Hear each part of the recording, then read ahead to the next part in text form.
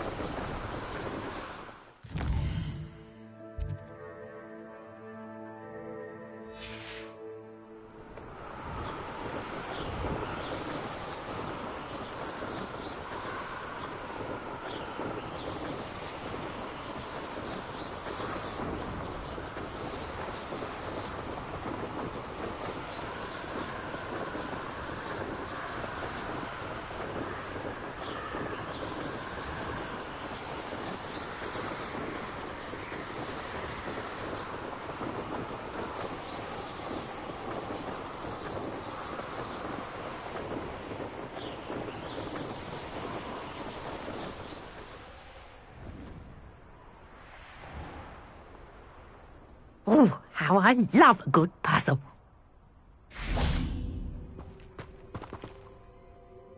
Excuse me, madam. I thought I heard you say something. Oh, yes, indeed.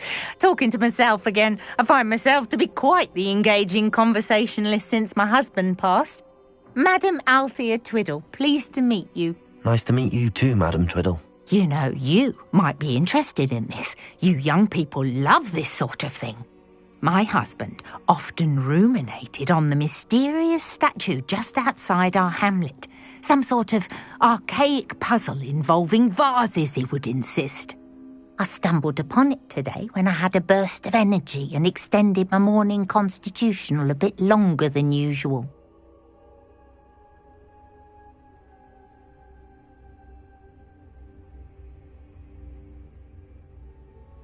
An archaic puzzle. Sounds fascinating. You see, I suspected you'd be interested, and wait till I tell you about the rumours surrounding this particular puzzle. My husband Greville insisted that solving the puzzle would reveal a magical challenge of sorts. The man was intrigued by everything. He was about to try and solve it himself when... Perhaps you could take a look. I'd be rather interested to hear what, if anything, you find. Where can I find this statue? It's not far from Irondale. It's down by the shore, near those old ruins. You can't miss it. If I happen to see it, I'll have a look. Ah, the spirit of youth. I do hope you'll be able to solve the puzzle. If not for me, then in Greville's memory.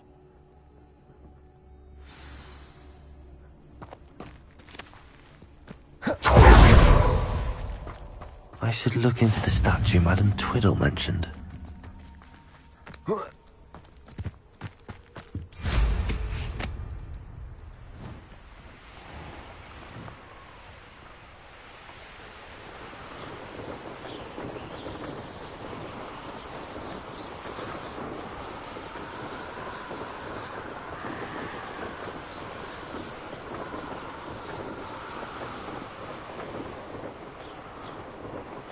This looks like the statue Madam Twiddle mentioned.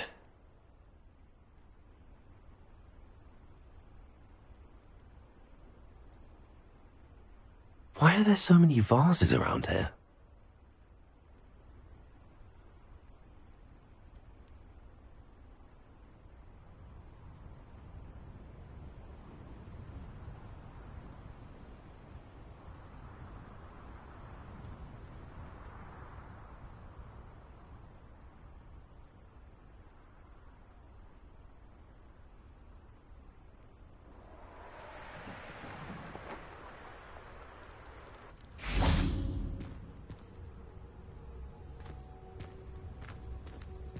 Revelio.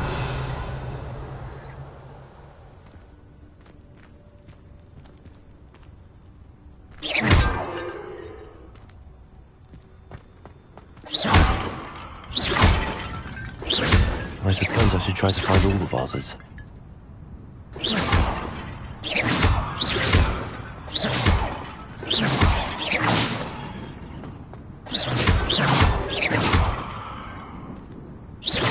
I think there should only be a few more vases.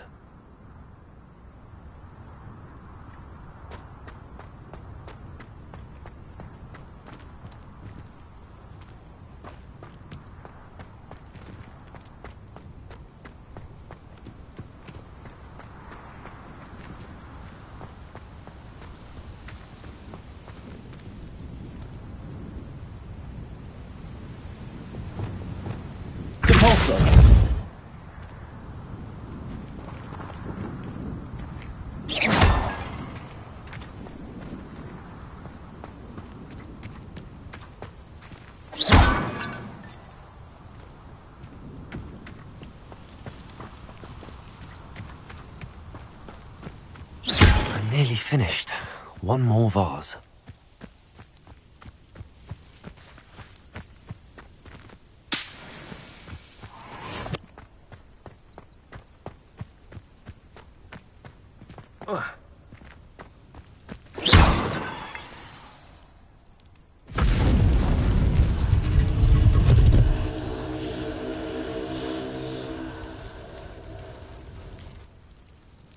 That's it.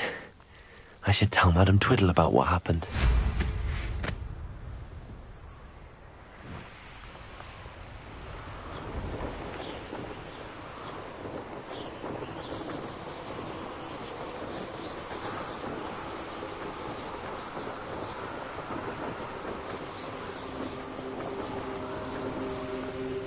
Mysterious and a bit unsettling. What to do?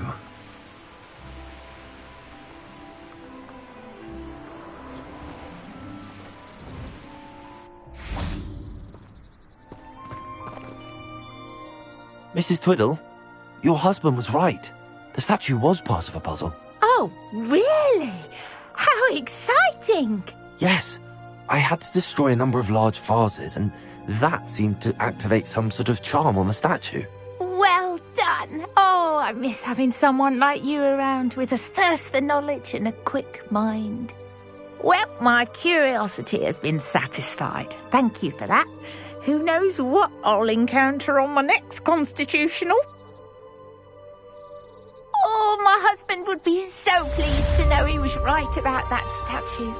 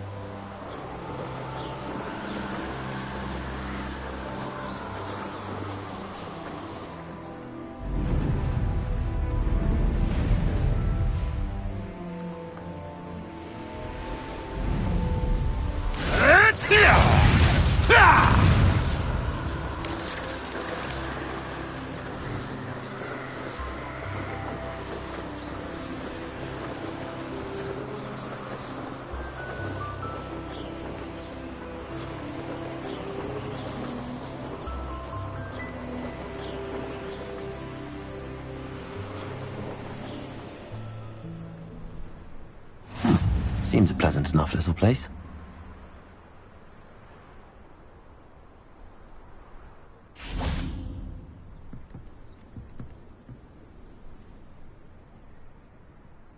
You made it.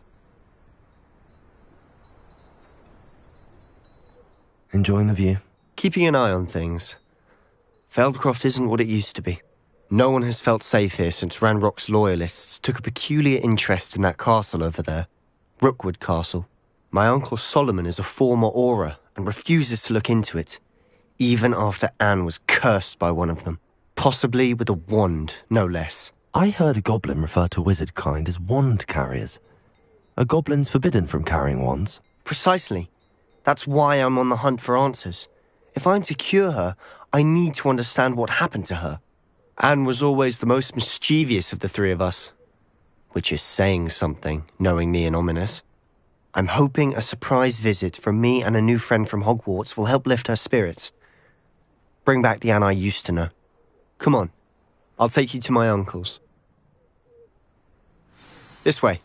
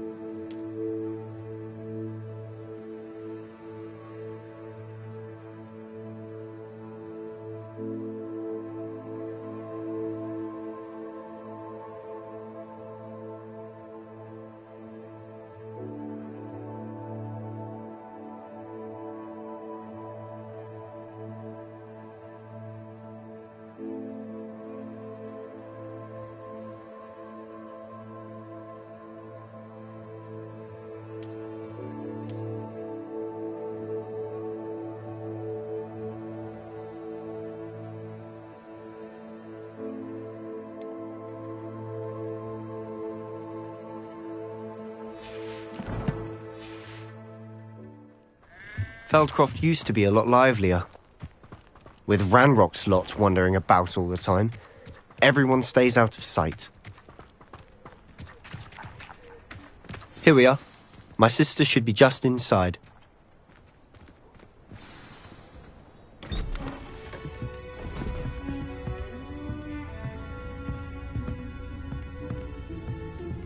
Aha! Sebastian, where did you... Is that what I think it is? We've been over this, boy. Hey. Shrivelfigs cannot reverse a curse. Nothing can. The sooner you accept that reality, the better. But we haven't tried everything. There is no cure! When will you accept that? Never. I can never accept it. Now look what you've done. I'm sorry. Leave.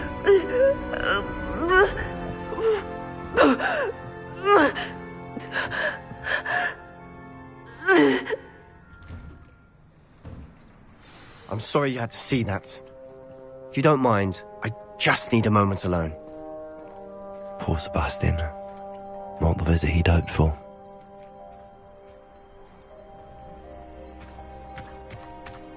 That boy will fray my last nerve.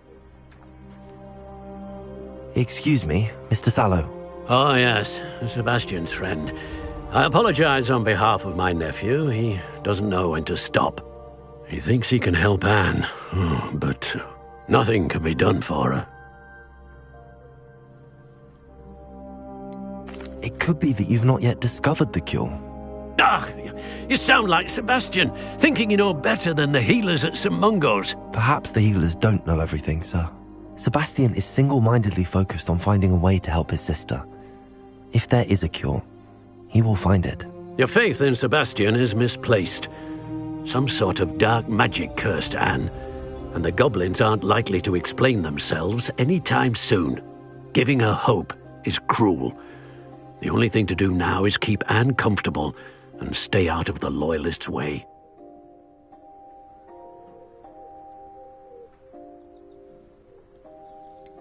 With all due respect, sir, hope could keep Anne's spirits up. You may mean well, but I know what's best for Anne and Sebastian. They are my stubborn brother's children. especially Sebastian. If you really want to be of help, you'll make sure Sebastian does what he should do, not what he wants to do. He's no idea the harm he could do if he doesn't stop. I hope you remember what I've said. Good day.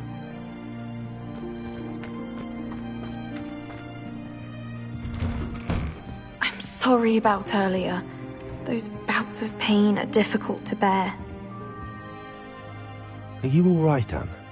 I didn't mean to intrude. You didn't, truly. And I'm all right. The pain from this curse comes in bouts, and often suddenly. It's not anyone's fault. It's nice to meet you, by the way. You must be the new 5th year Sebastian told me about. I am. Sebastian and I met on my first day at Hogwarts, in the Slytherin common room. Oh, the common room. I adored teasing first years about spotting mermaids through the window. I do miss Hogwarts, but I wouldn't mind being in Feldcroft really if it wasn't so dreary now. Between the goblins at the castle and my uncle fighting with Sebastian whenever he's home, it's not the cosy retreat it once was. Sebastian mentioned something about your uncle being an ex-Auror, but refusing to go after Ranrock's loyalists. I must say, I wasn't prepared for him to be as angry as he was. Uncle Solomon is frustrated by what happened to me, and by Sebastian for thinking he can fix it. They both mean well, I know they do, but my uncle is right. This curse cannot be undone. I can feel it. Sebastian cannot take away my pain. Perhaps you can help him to understand that.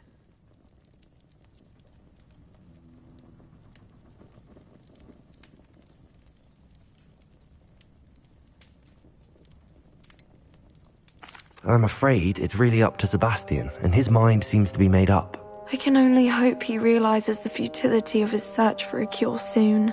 I'm getting tired. I should probably rest. Thank you for stopping by. I wish you well. I ought to see how Sebastian's faring.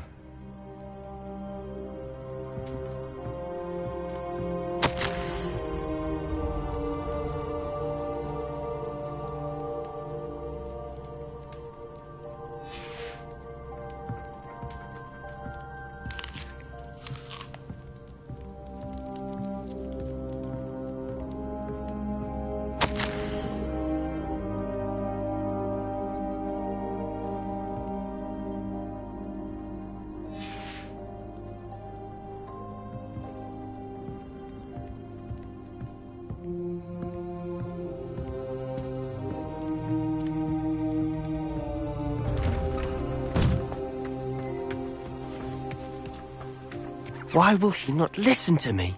She's my sister.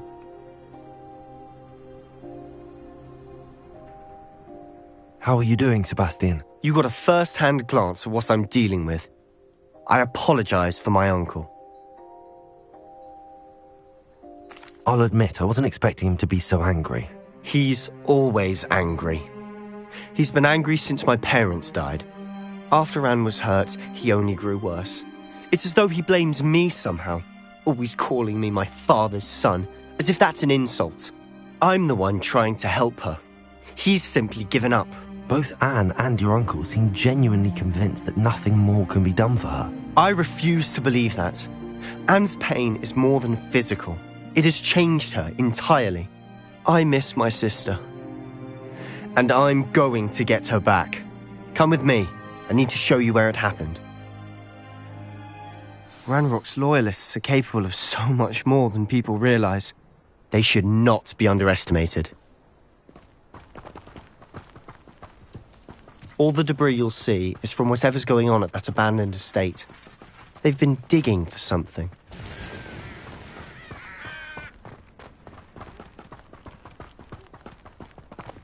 Up there, on that plateau, is where they cursed Anne.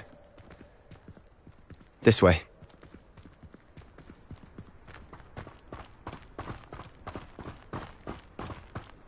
How much longer are we expected to dig through this rubble? Ranrock knows what he's doing. It's an honor to be a part of it. Only the wizard is a dead wizard in my book. Rather unwise. Incendio. Accio. Ringo. No! Accio! Confringo!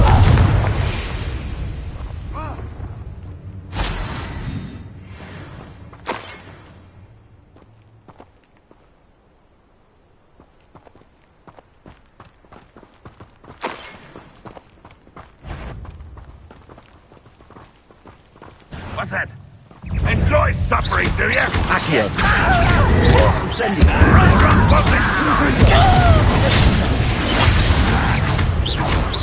There you go, shout. Stupid. When are you taking? Give up!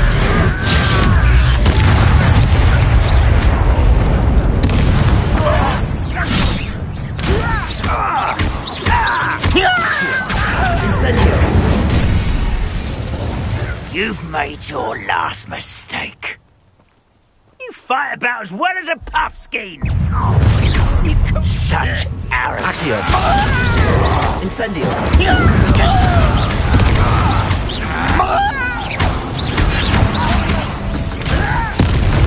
This is funny. How nice of you to stop.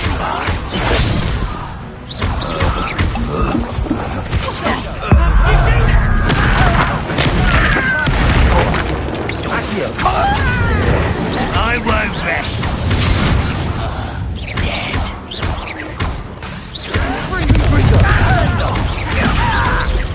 No! Accio! Still worry about. Protego! Accio! Oh,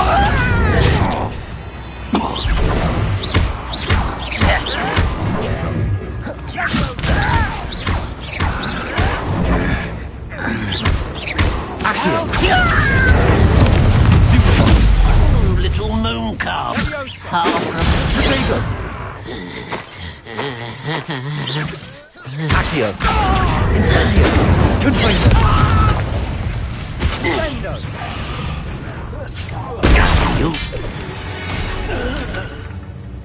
I confess, that was a bit more than I bargained for. I tried to warn you.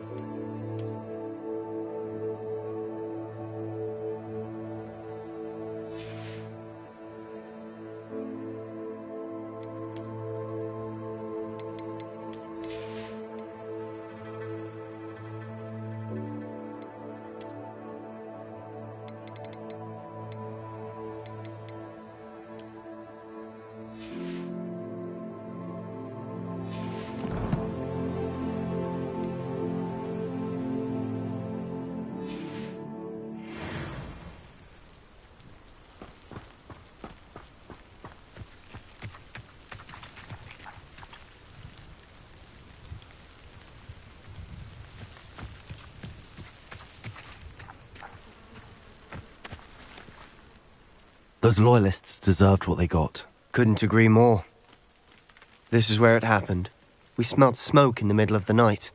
When we looked outside, flames were shooting from the estate. Before my uncle and I could stop her, Anne rushed out, racing towards the fire, worried someone had been hurt. She came face to face with a horde of goblins, frantically trying to stamp out the flames. Suddenly, an icy voice drifted out from somewhere in the smoke. Children should be seen and not heard. A blinding blast followed. They didn't even give her a chance to run.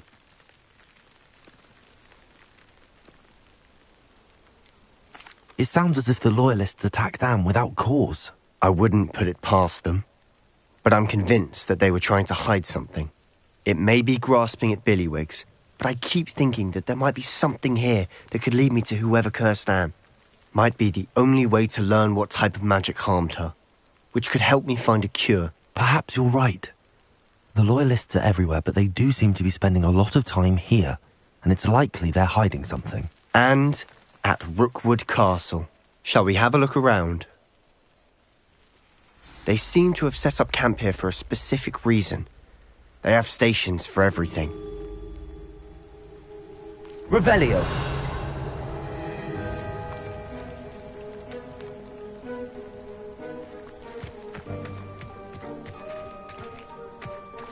Whose home was this?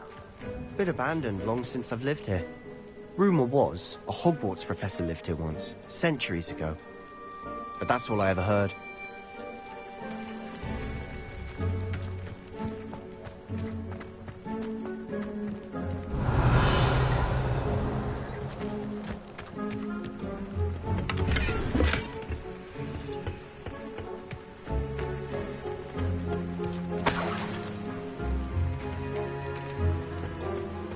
Revelio.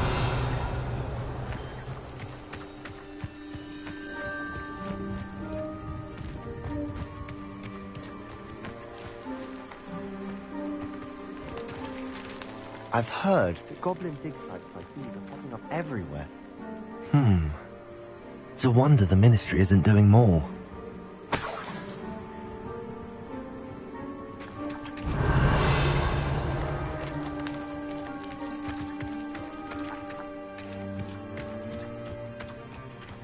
Always armed and ready for a fight, Ranrock's Loyalists.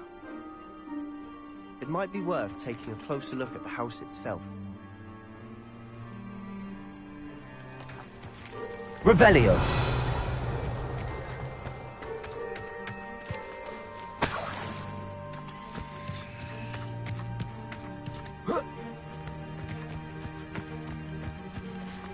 This well looks familiar.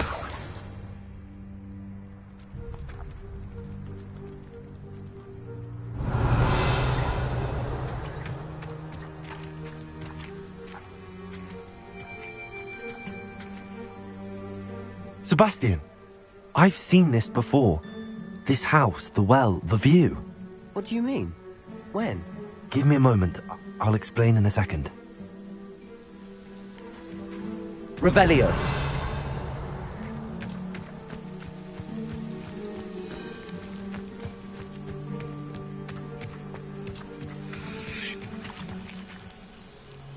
Sebastian, over here.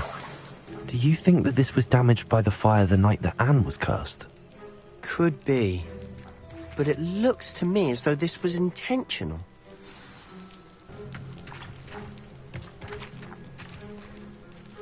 Sebastian, this house did belong to a Hogwarts professor, hundreds of years ago. Who? What do you... I found a pensive that day in the restricted section with a memory that showed this house. There was a little girl and a drought. The keepers have shown me other memories as well.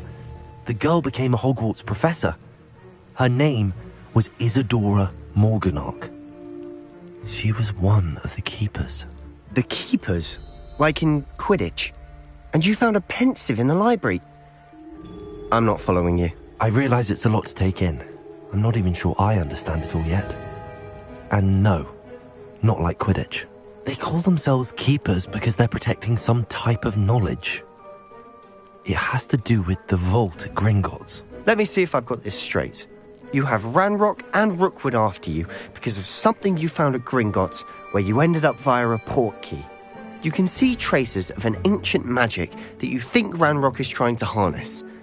And now you've been witnessing memories left by keepers. Oh, and this house belonged to a Hogwarts professor who was one of these non-Quidditch keepers hundreds of years ago. If I didn't know you, I'd think you were pulling my leg. It is all a bit much, isn't it, when you put it like that? The point is, we both have good reason to search this house. You for answers about what happened to Anne, and me for answers about the keepers. Look at this. Someone piled this here for a reason. Is it blocking something? Only one way to find out. Accio!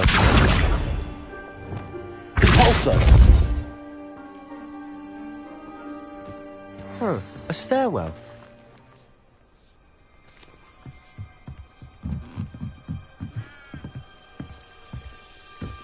Why bother blocking a stairwell? There might be something here worth a closer look. Revelio! They've left all of this simply strewn about. Tells me they're after something bigger.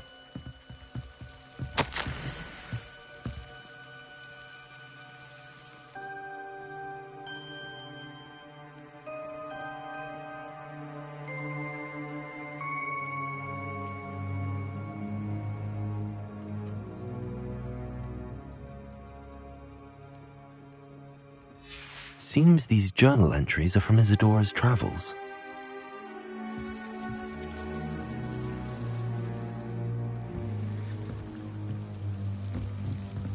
Levioso!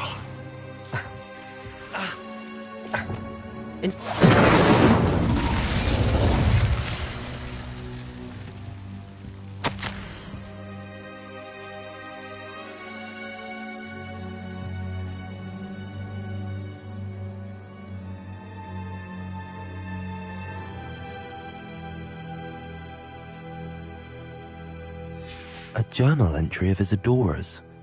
I should hold on to this.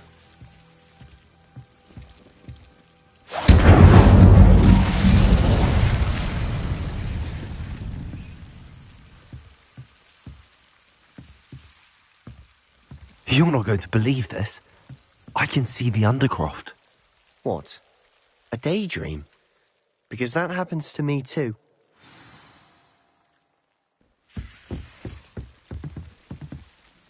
I know it sounds strange, but... Honestly, nothing you say sounds strange to me anymore. Fair enough. I can see the Undercroft through this stone wall, as though it's a window. This has happened before. I'm listening.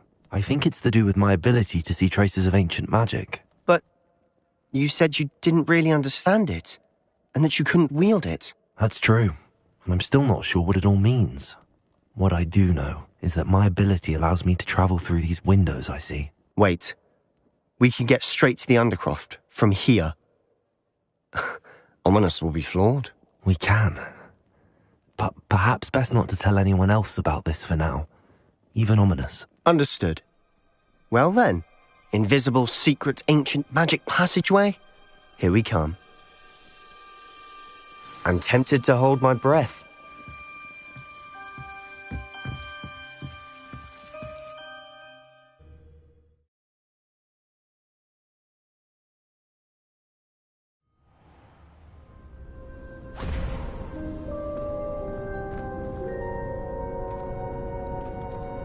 Why would the door lead us here? Sebastian, look.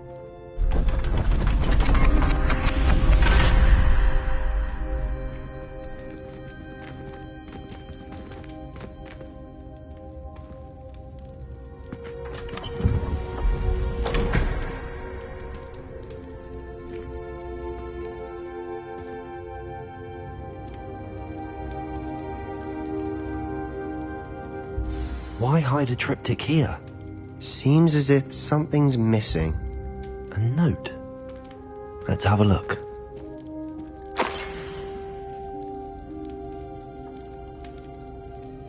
Anything helpful in the note?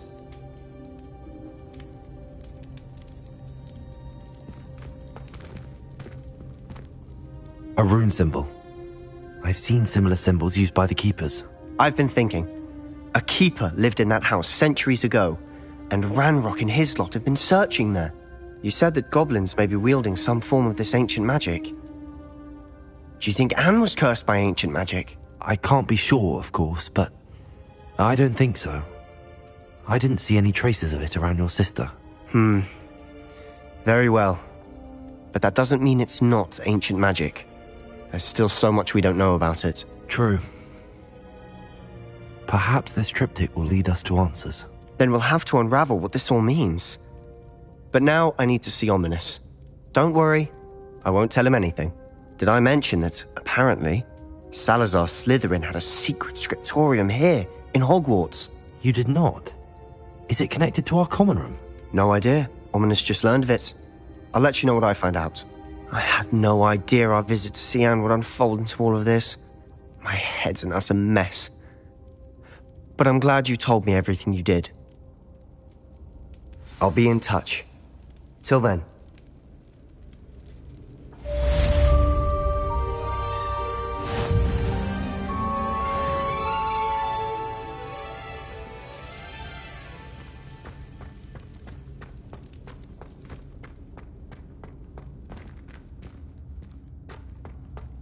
Revelio.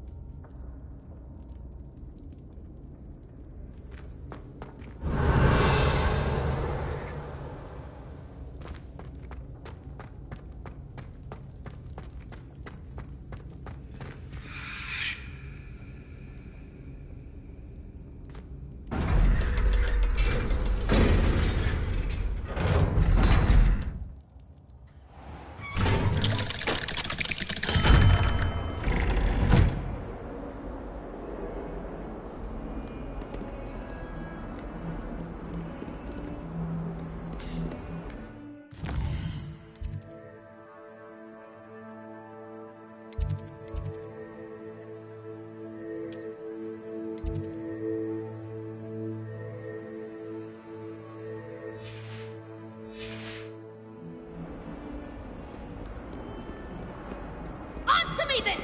Today, I received a letter thanking me for a conversation I never had and a purchase I never made! If I discover that you have been using Polyjuice Potion again, I shall write to the headmaster and ask him to expel you! Mark my words!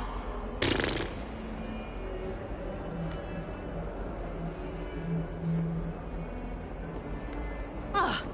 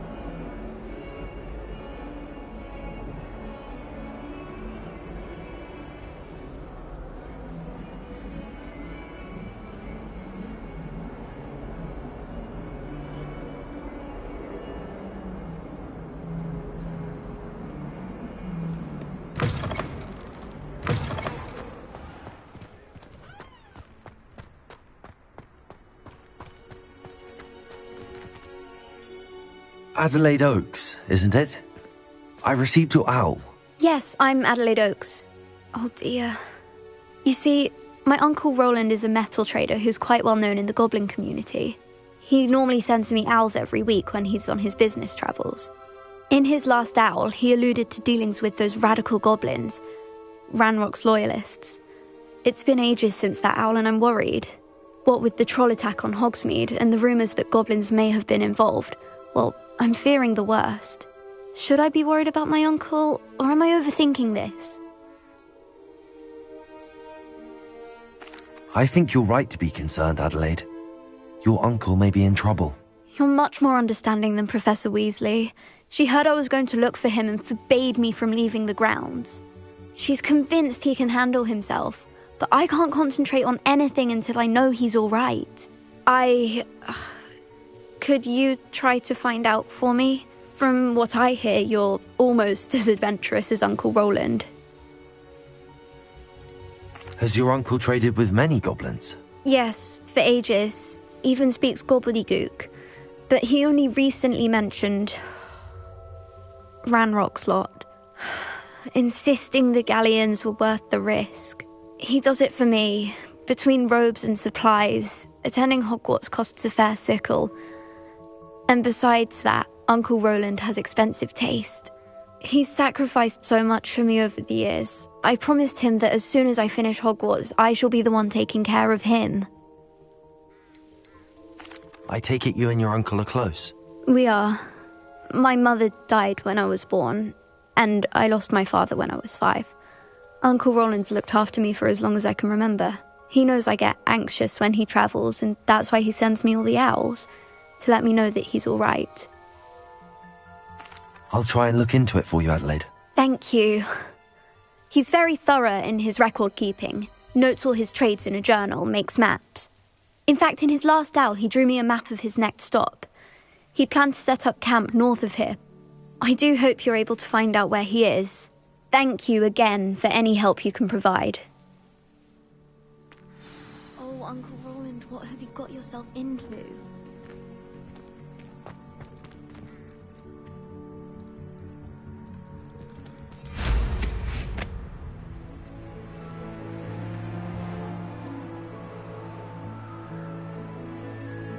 I hope Adelaide's Uncle Roland is all right. She seems very worried. Adelaide mentioned her uncle's camp may be near Brockborough, past the river.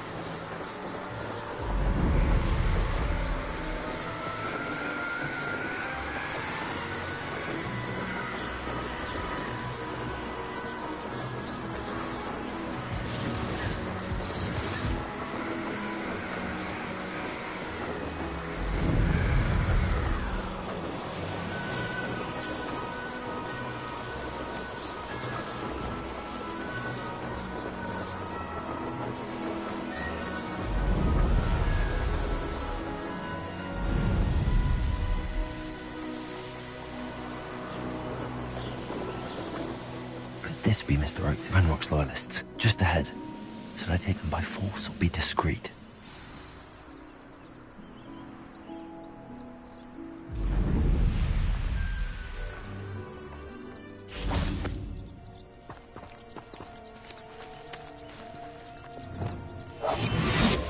This is a waste of my talents.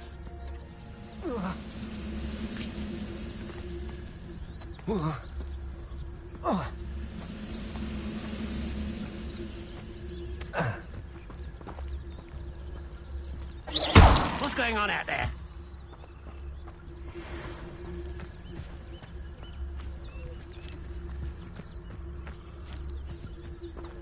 Oh, there's a hole in my pocket.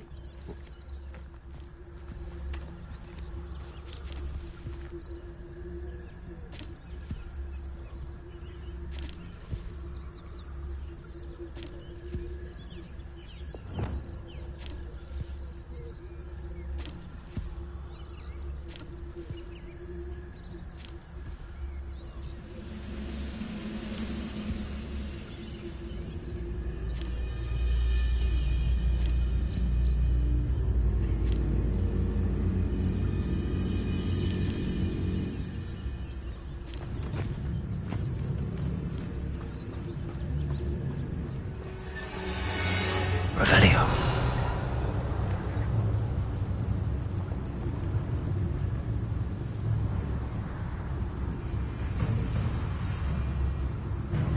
Go and patrol. I ain't got nothing better to do.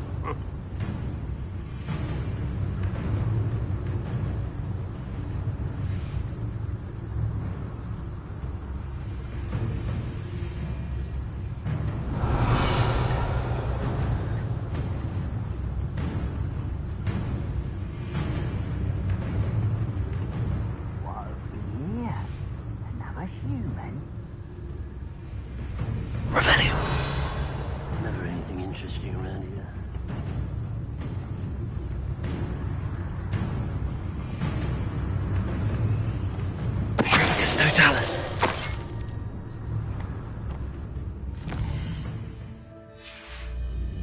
Revelio.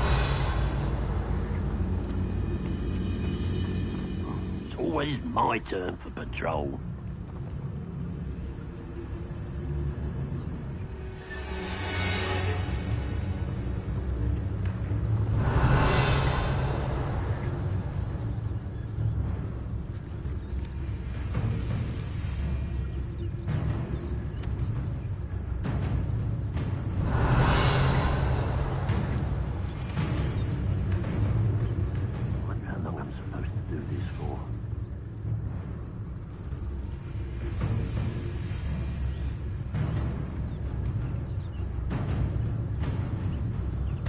Revelio.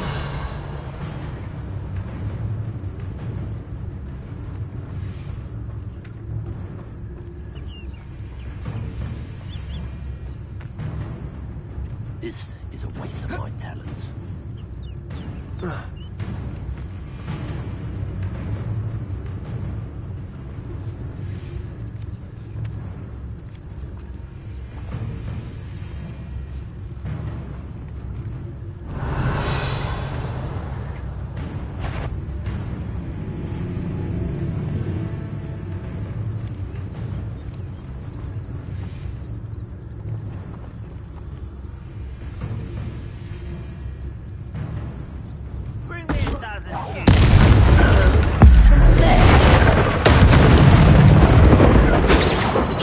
That was meant for me. I've been fighting since before. Accio. Easily timed.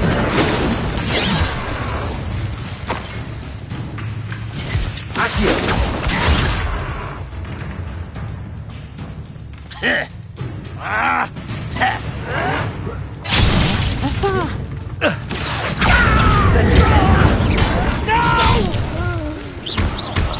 I will make you pay.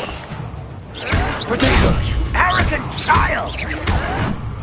Accio. Incendio. Find out what happened here.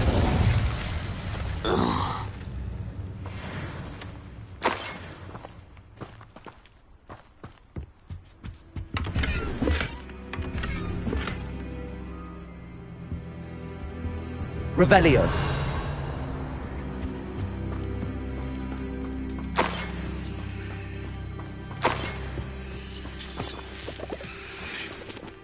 Mr. Oakes' trade journal.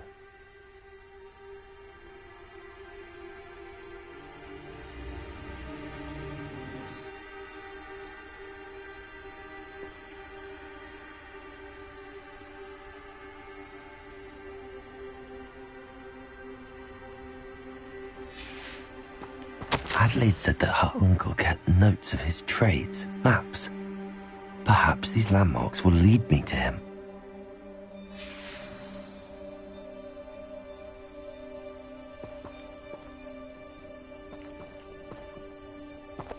Revelio.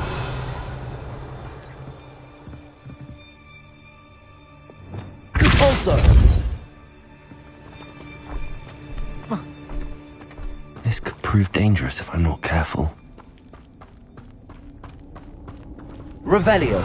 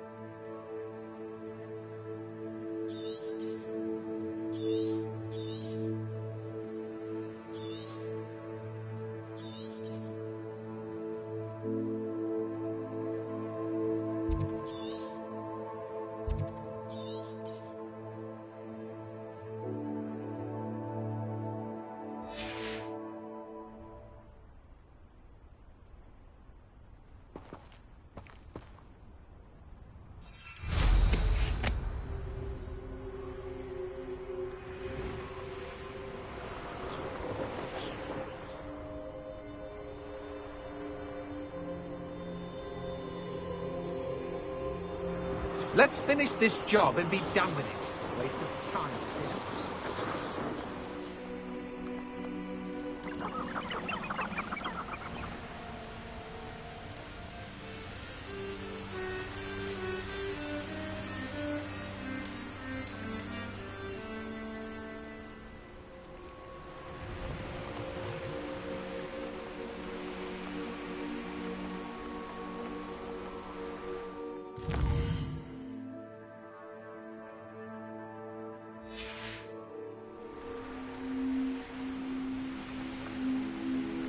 A rock formation. That's the first landmark on this map. Now to find the crooked tree.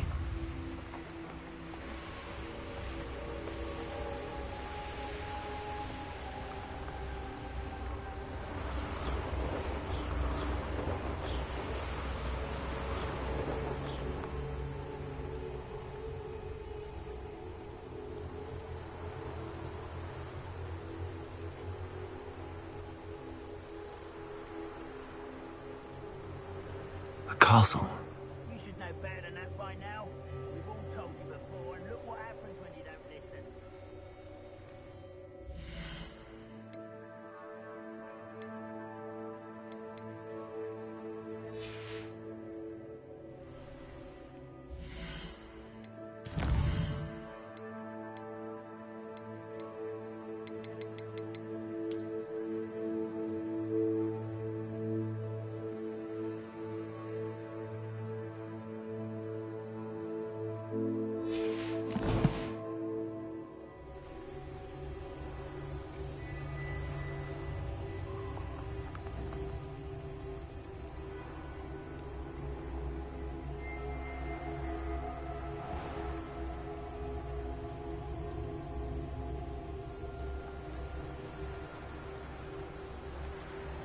What do we have here?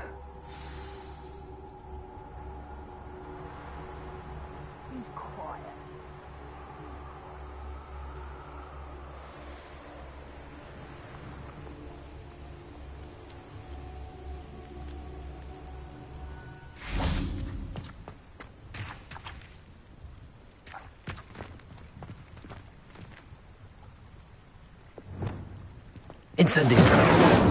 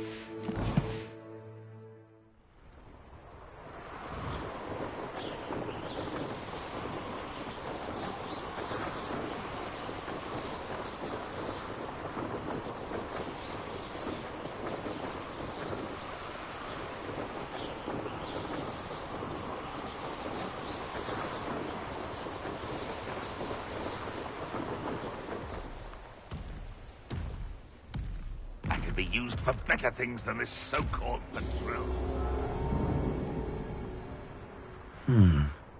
I may have more luck higher up in the keep.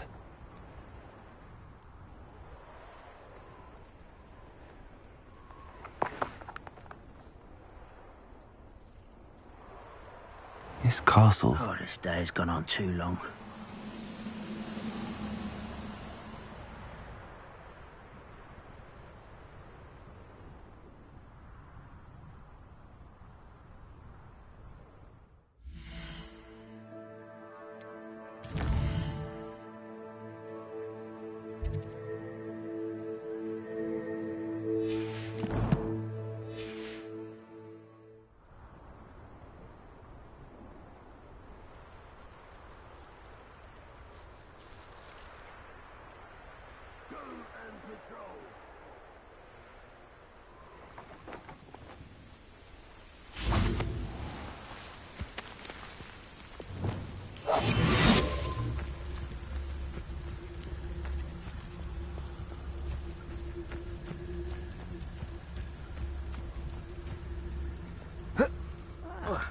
mind a plum job at Gringotts. Suit me, been around all day. Mind you, suppose it could get a bit boring. Revelio.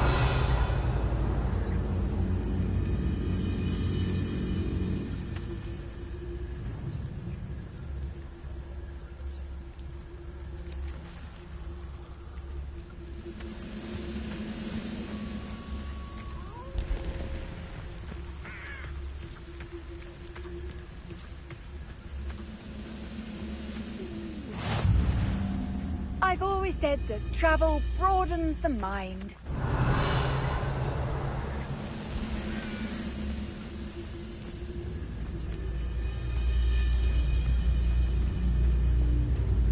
I don't like the looks of that encampment. Revelio.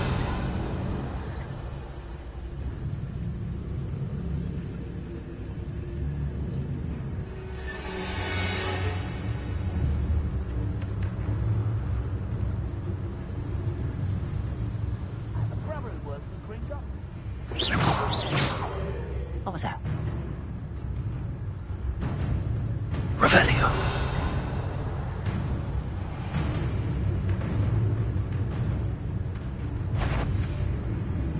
Who's there?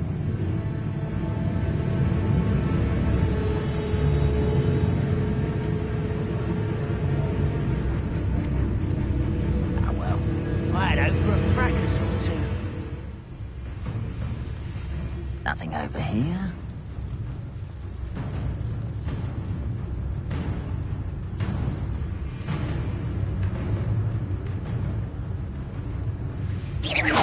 Afraid to fight?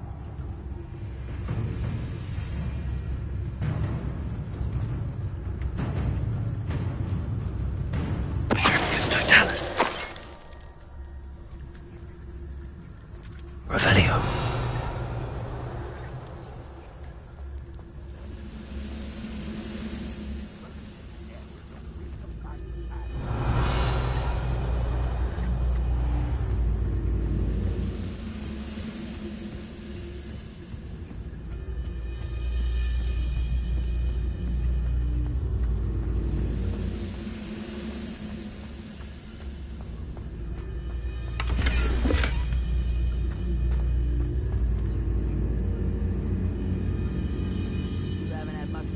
Revelio.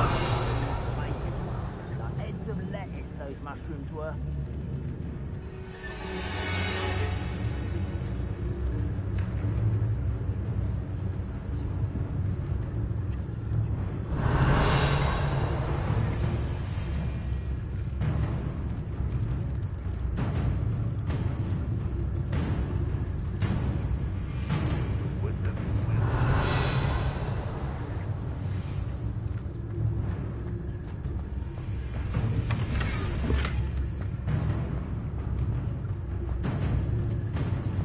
Revelio.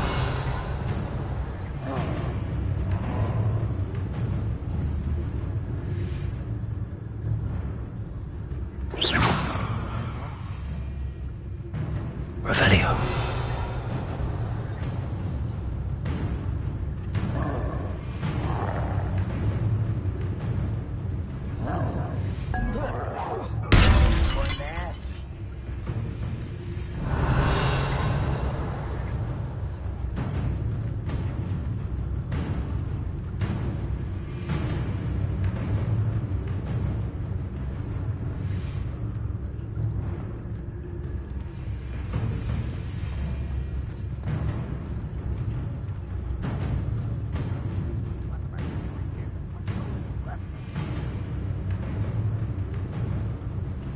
Revelio.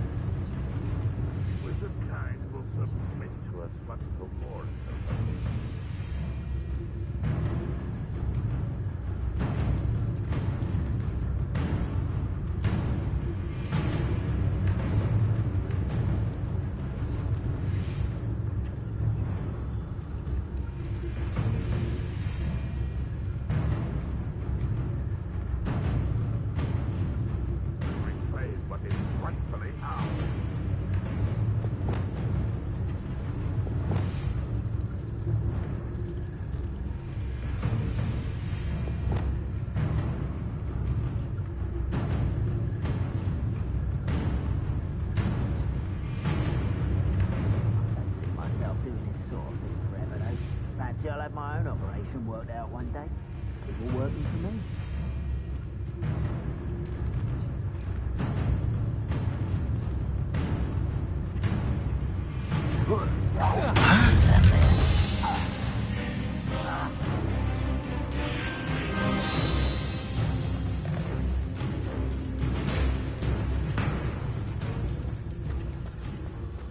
Revelio.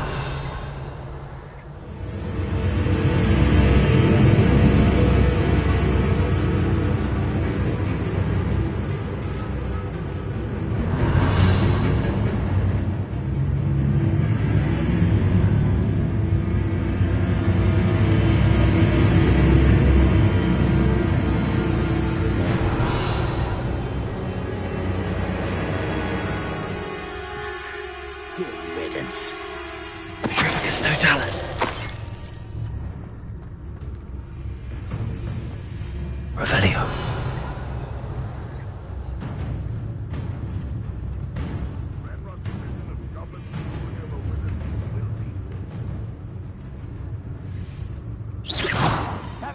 Revelio.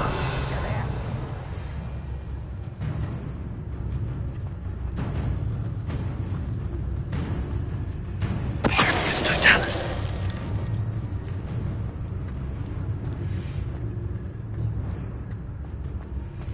Revelio.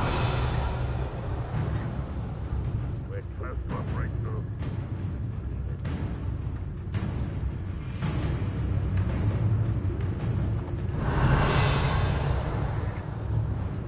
A ladder. That's what I need.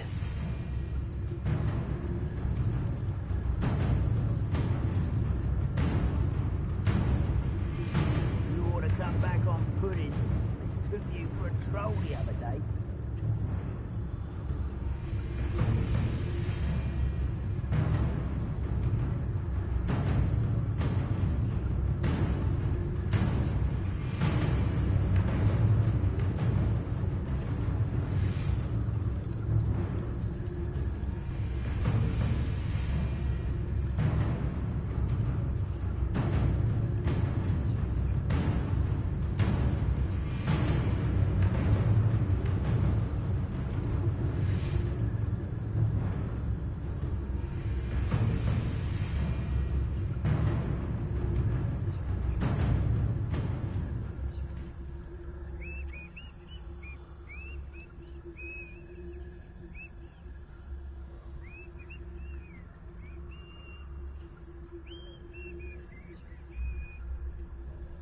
Revelio.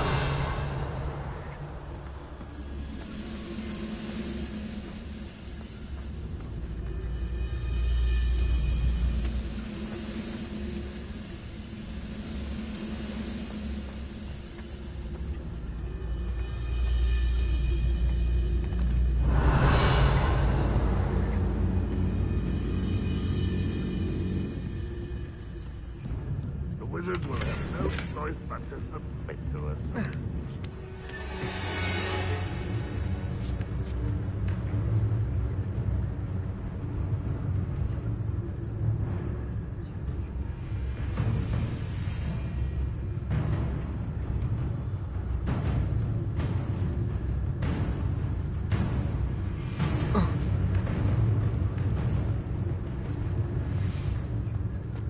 Petrificus totalis. Revelio.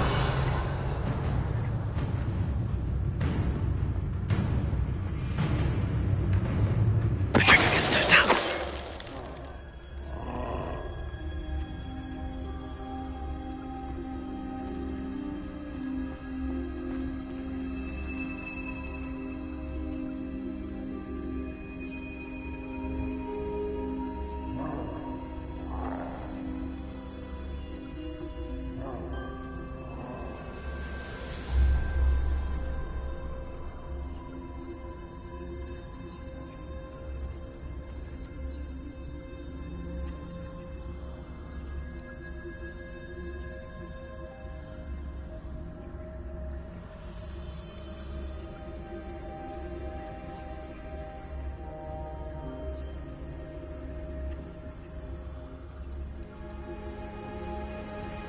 Revelio.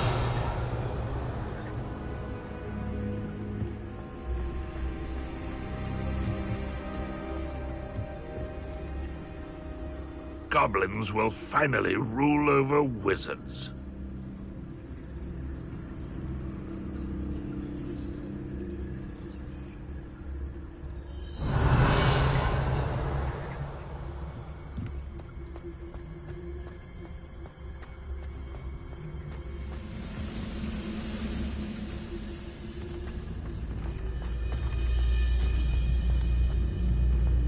Revelio.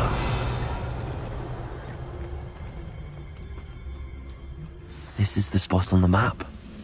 I'd best have my wits about me.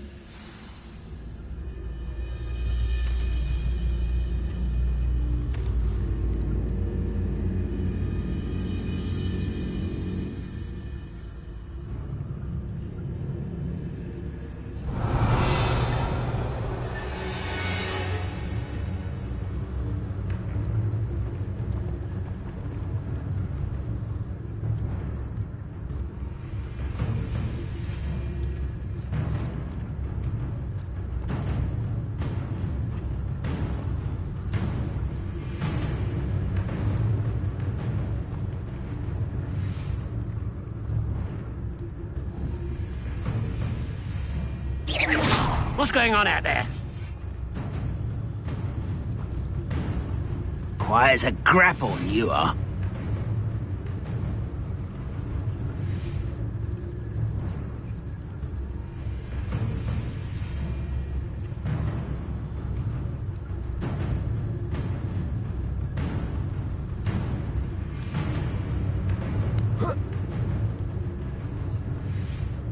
Revelio.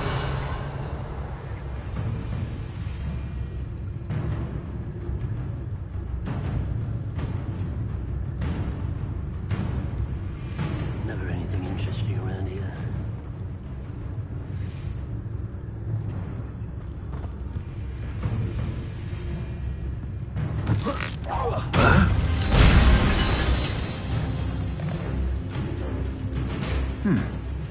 Someone there? Wait a moment.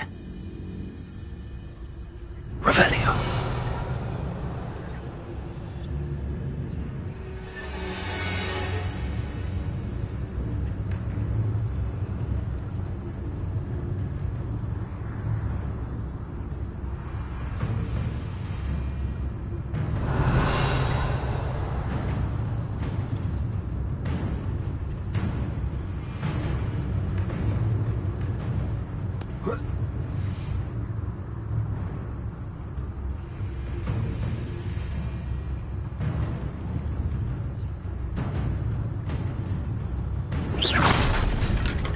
Revelio.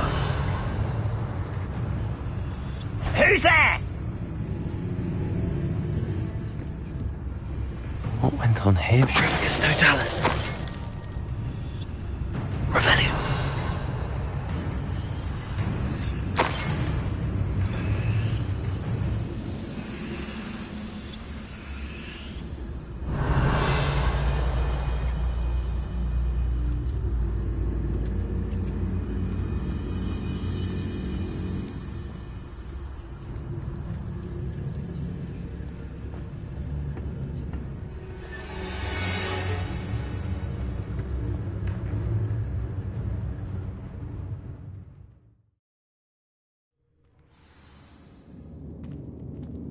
What will we find in here?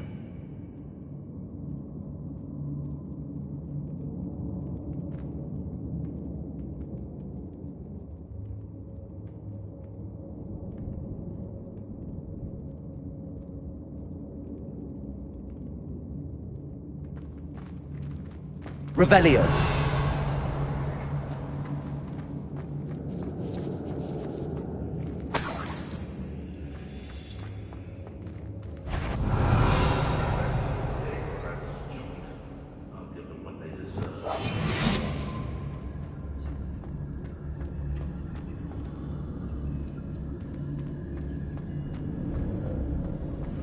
It's punishment to us all to have that miserable human around.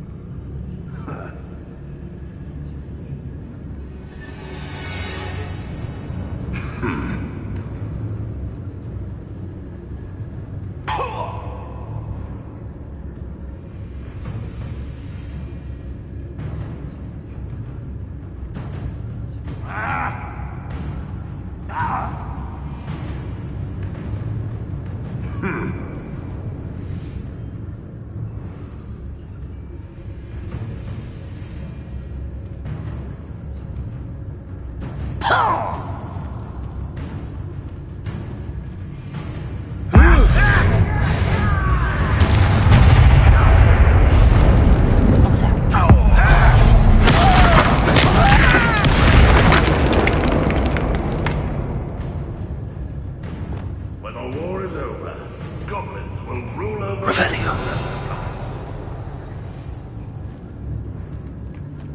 Accio. Confringo! Expelliarmus! It looks as though Adelaide's instincts were spot on. Ranrock has fooled you all. To your demise.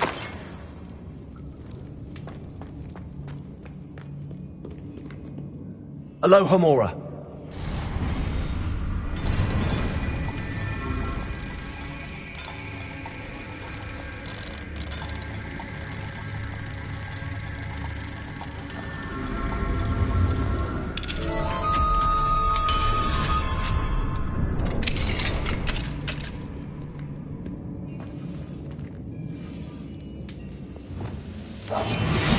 Revelio.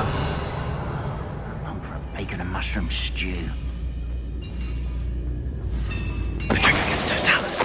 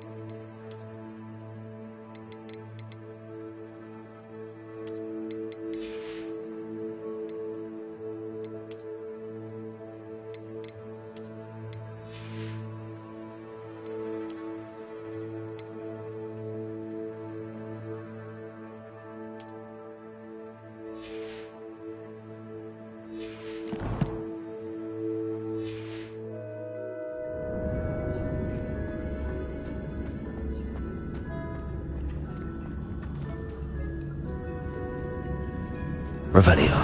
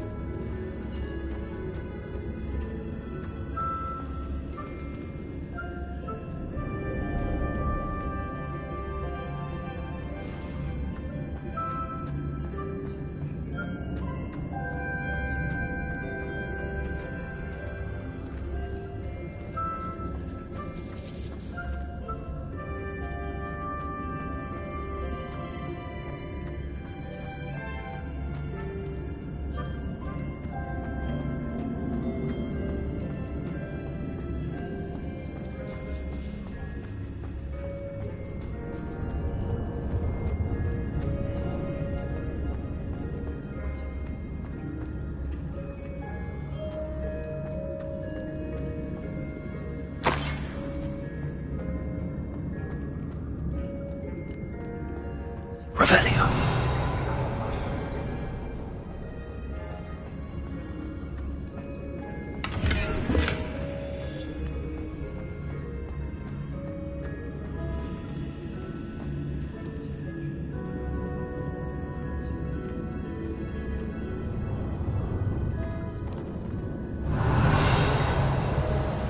I could be used for better things than this so-called no throne.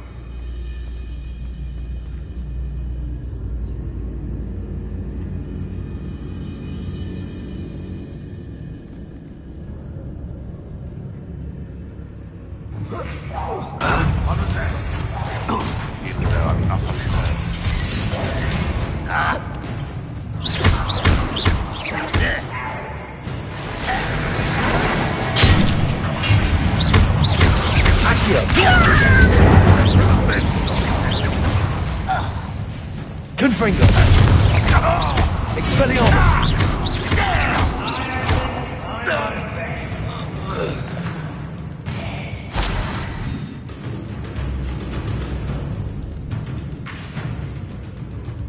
Accio. Incendio. Confringo.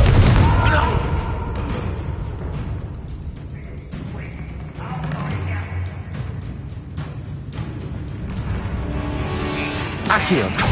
Incendio. Confringo. Expelliarmus. You're dead. Protego. Get accustomed to that! Accio. Incendio.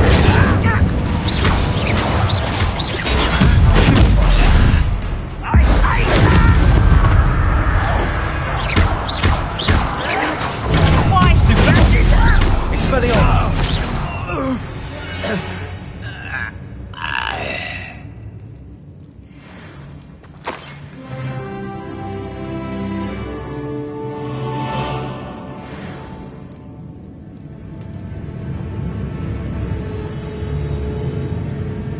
Let's get this.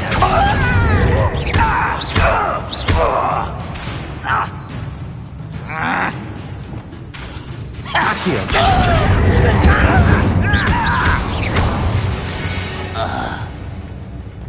You've one less follower, Ranrock.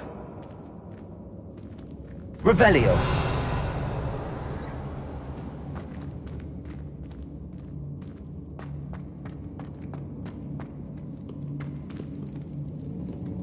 Incendio.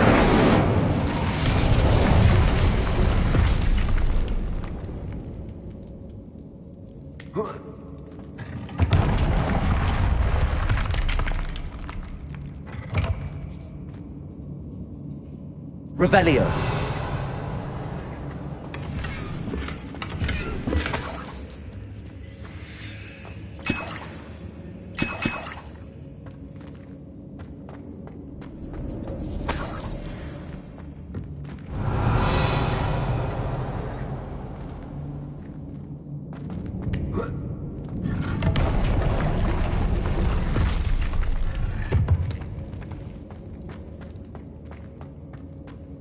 Revelio.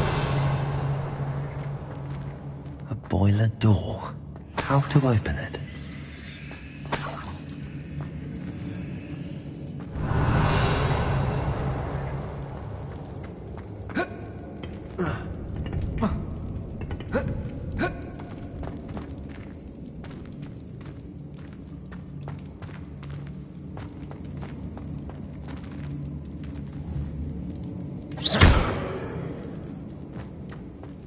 Incendio!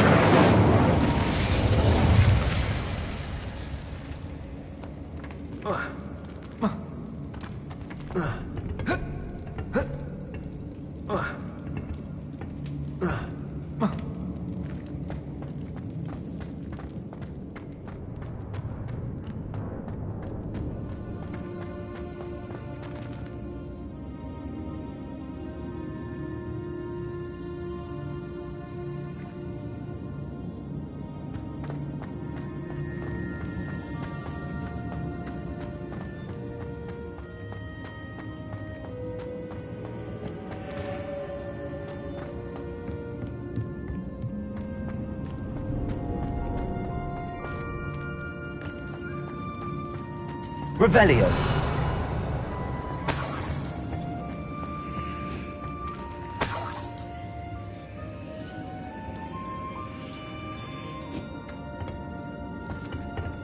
Incendio!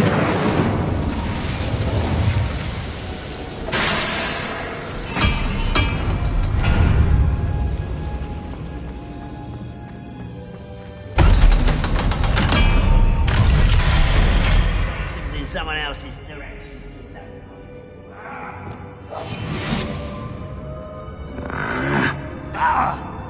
Revelio.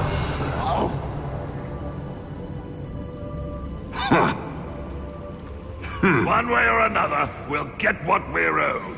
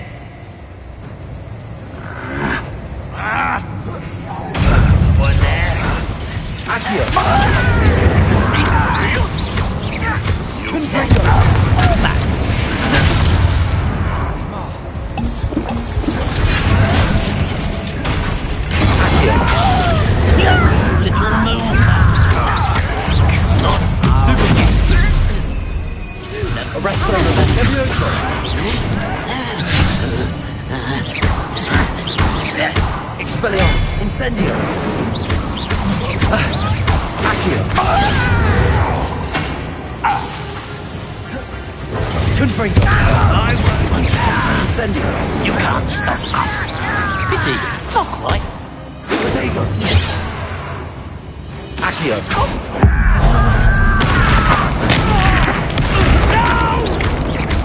Accio! Your spells can't offer me.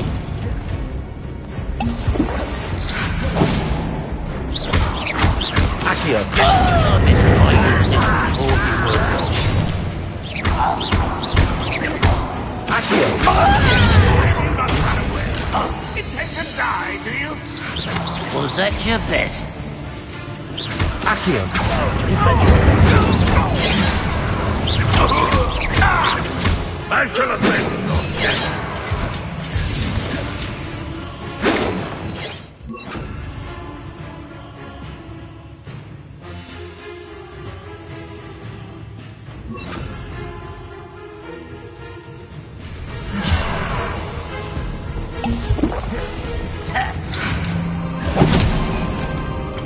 Levioso! I won't rest. Arresto momentum. Bolso!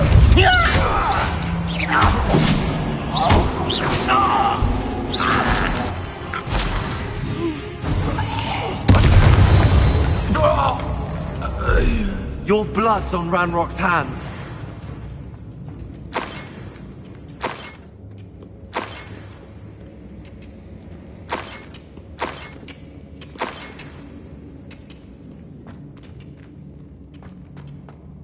Revelio.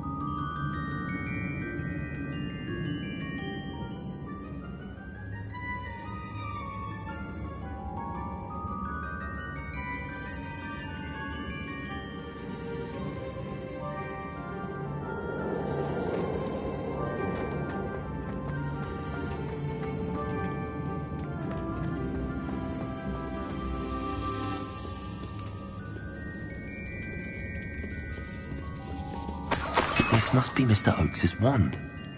Perhaps now he can set himself free. Revelio!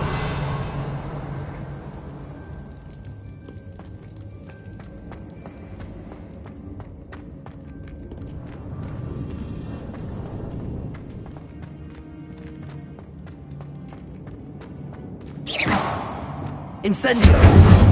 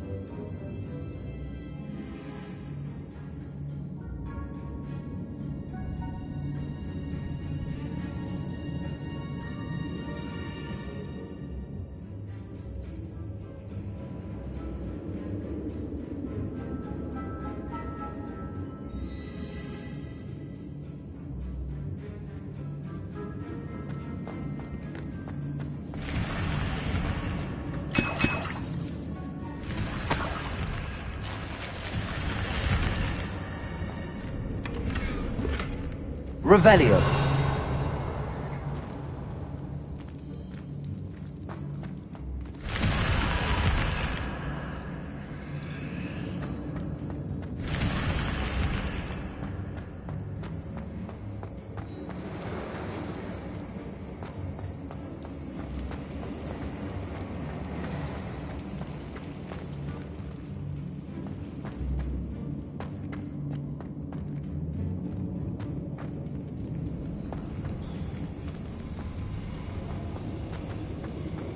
Revelio.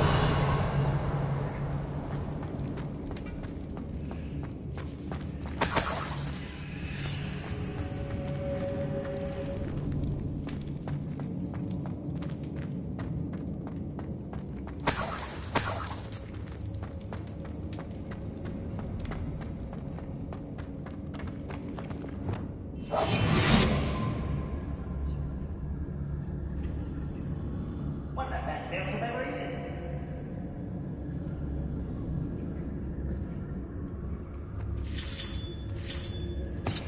Revelio.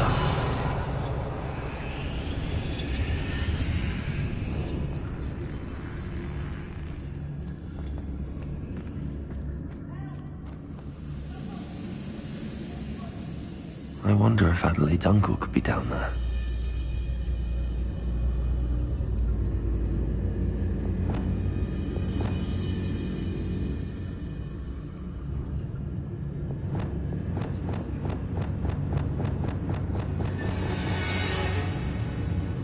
I say let him rot in the cage. He'll soon regret not bringing us the metal he promised. Hello? Never seen anything. Accio! Expelliarmus! Confringo! Accio! Protego! Accio! Confringo! Too late for you to learn the error of your ways.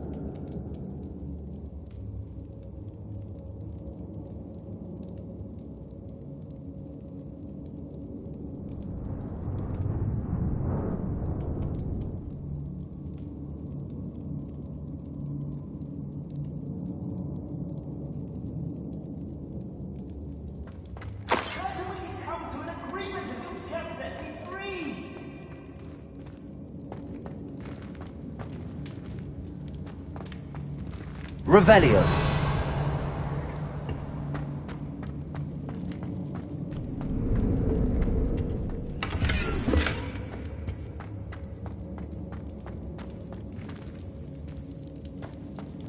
Hello? Mr. Oakes? Yes, I'm here. They've taken my wand. This cell has an enchanted lock. I have experience with these locks, but I need my wand if I have any chance of opening it. Look for a boiler door. I've heard them speak of it. Fortunately, I've already found your wand, Mr. Oakes. Oh, you found it! Pass it to me. Hurry, before they come. I must get out. Hurry! Oh, my wand. Oh, thank Merlin. Thank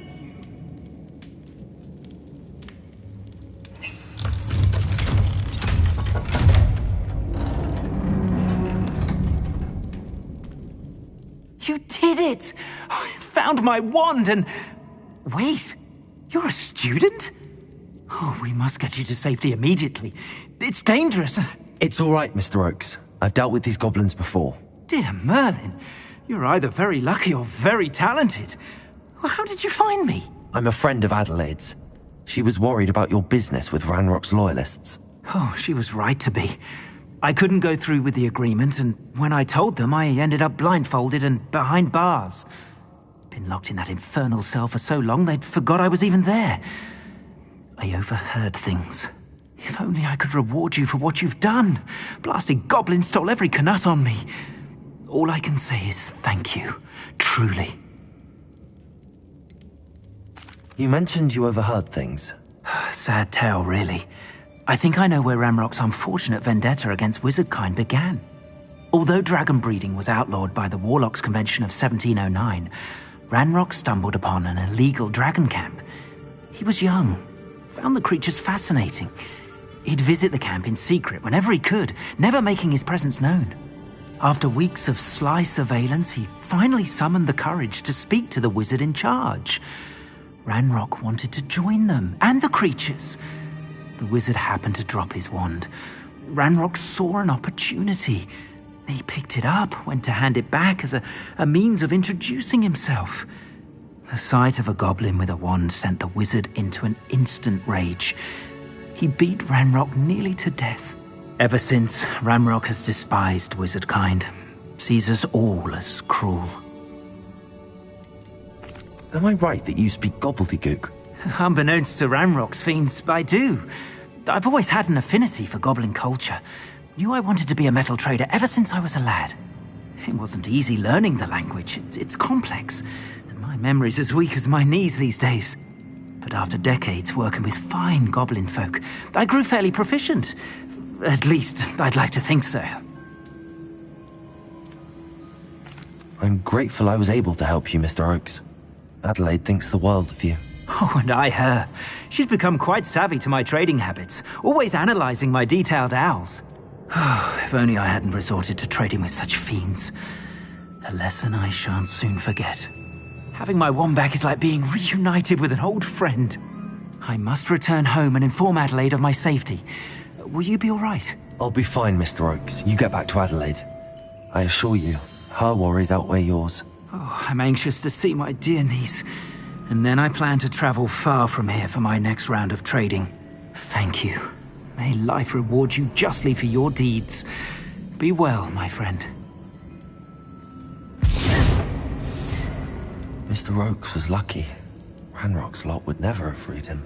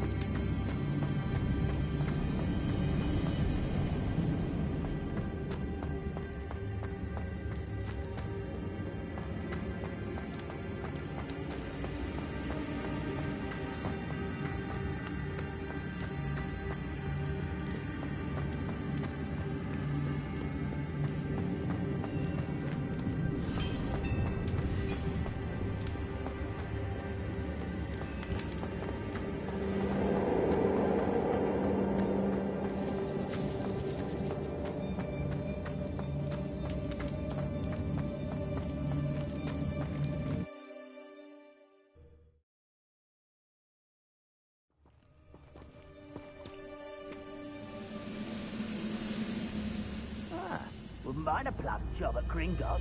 Suit me, sitting around all day. Mind you, suppose it could get a bit boring. Revelio.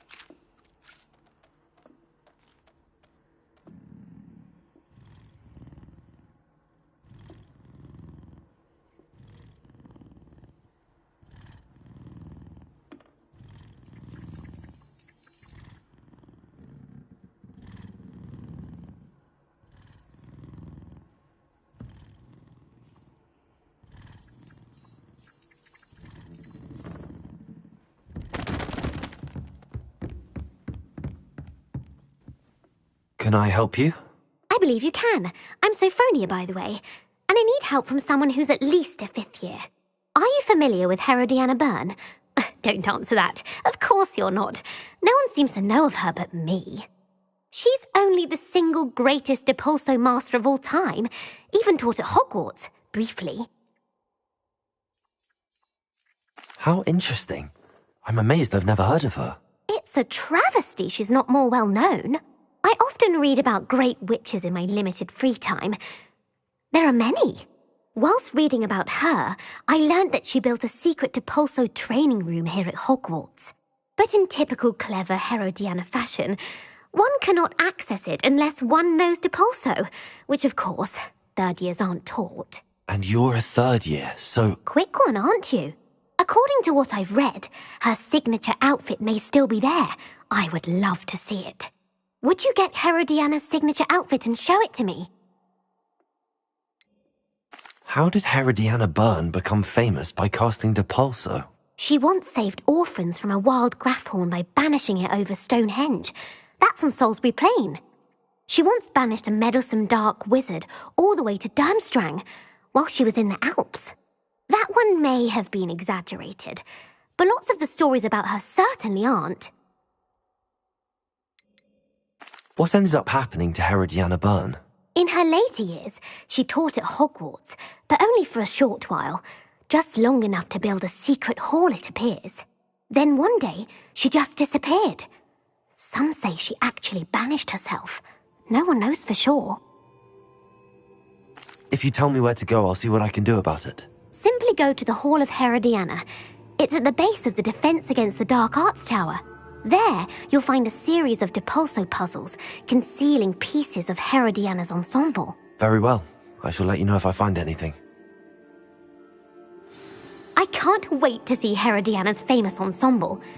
Perhaps I'll make myself a copy. Suppose I should look for that secret hall Sophronia told me about. It does sound interesting.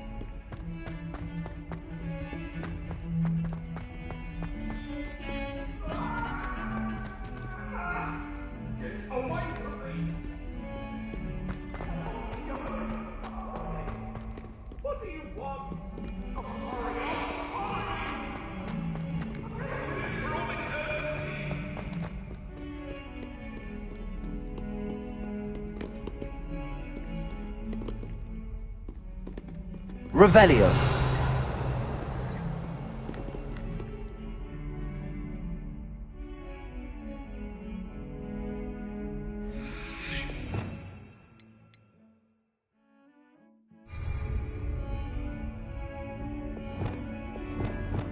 Also.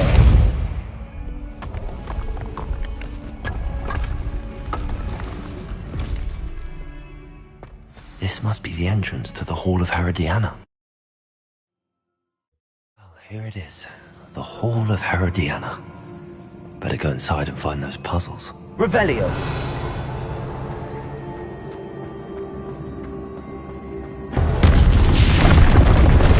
Let's see if Herodiana Byrne was as good as Sophronia said she was.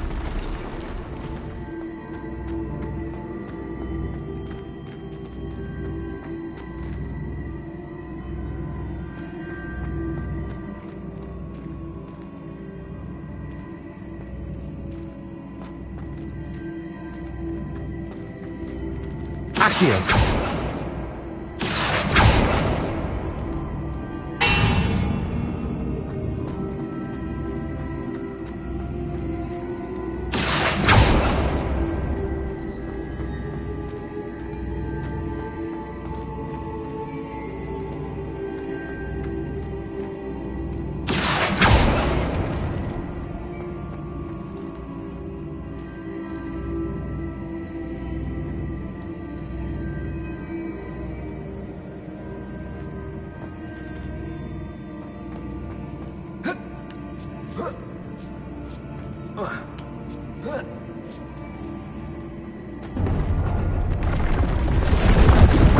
That chest looks interesting. That wasn't too hard. Wonder what's next.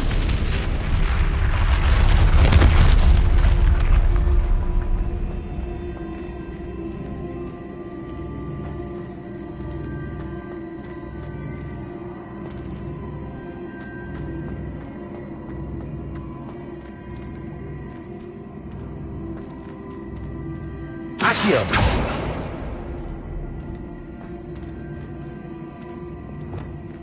Repulsor!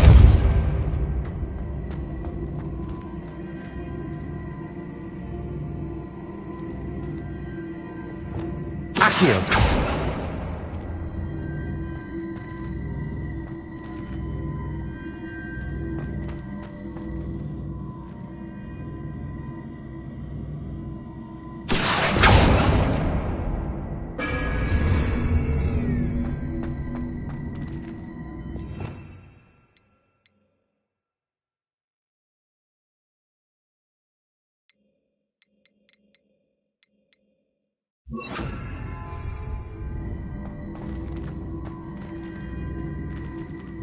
Accio!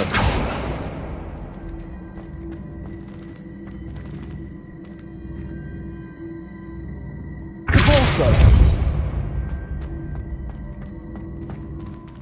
Accio!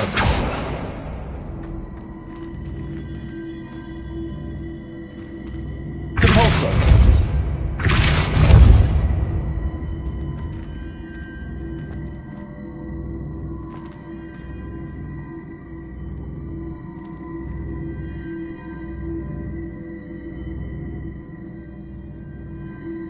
Accio!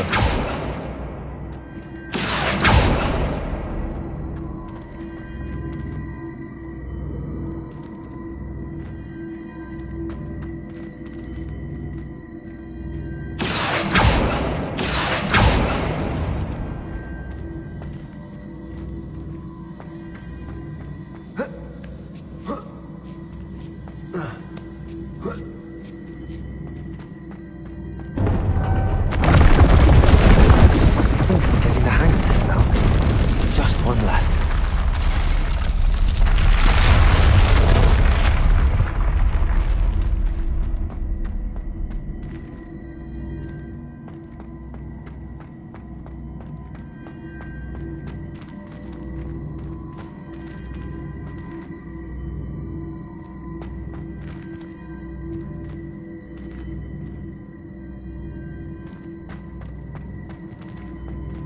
Repulsor!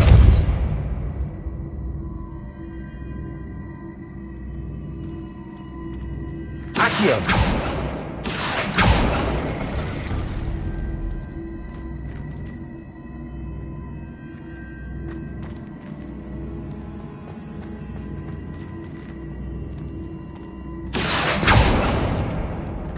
Repulsor!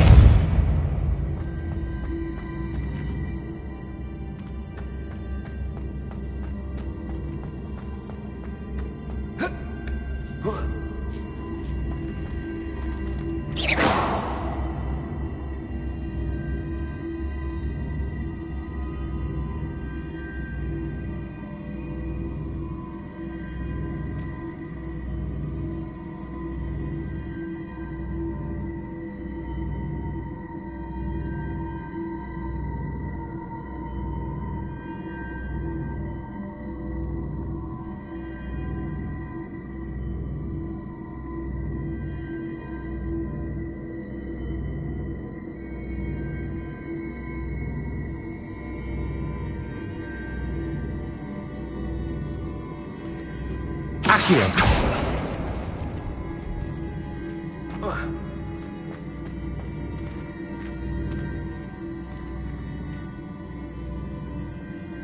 Repulsor.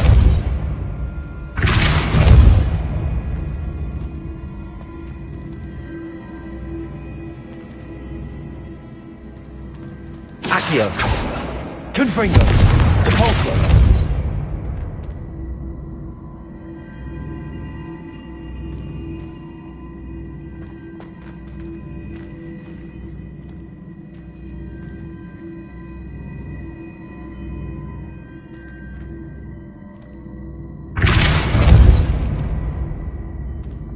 Accio.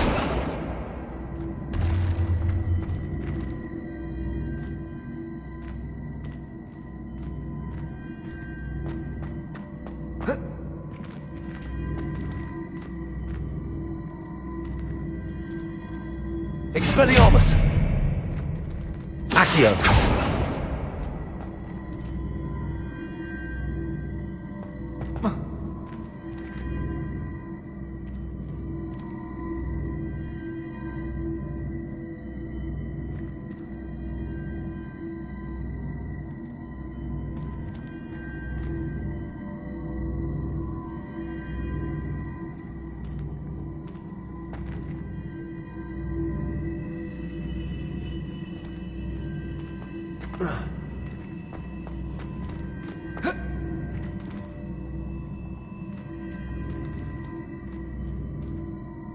Accio.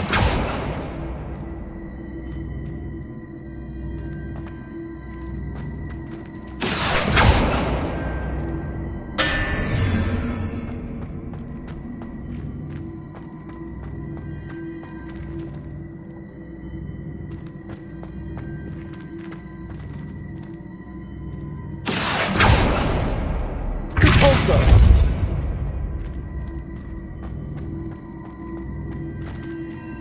Accio.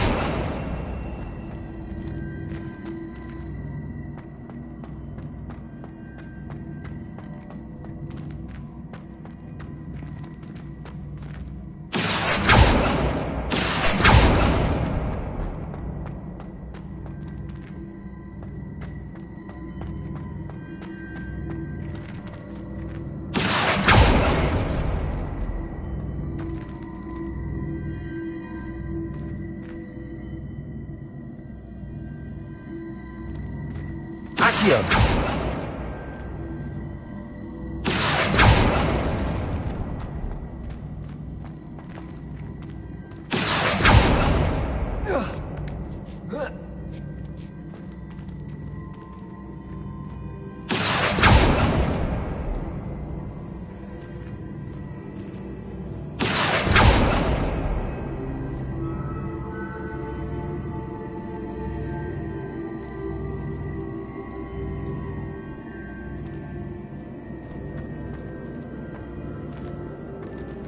Accio.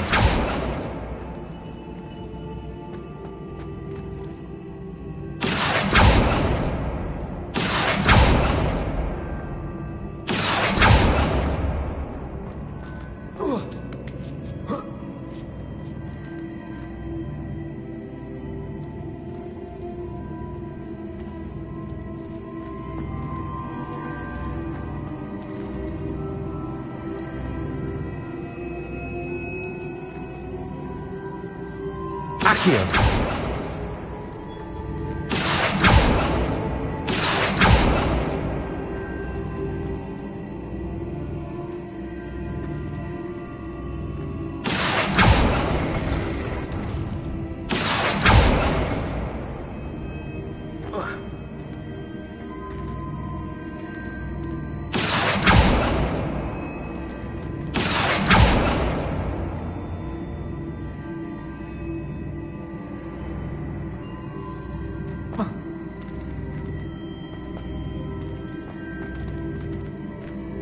Accio.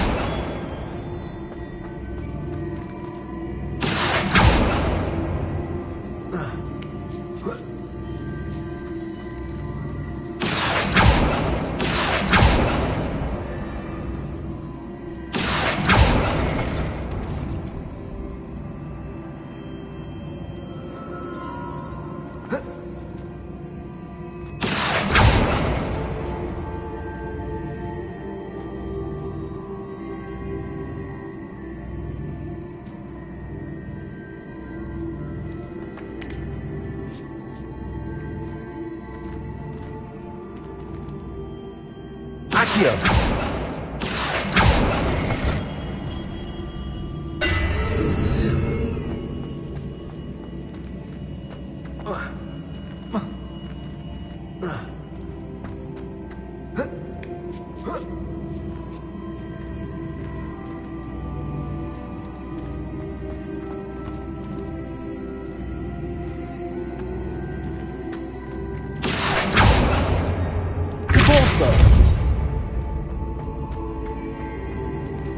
Accio!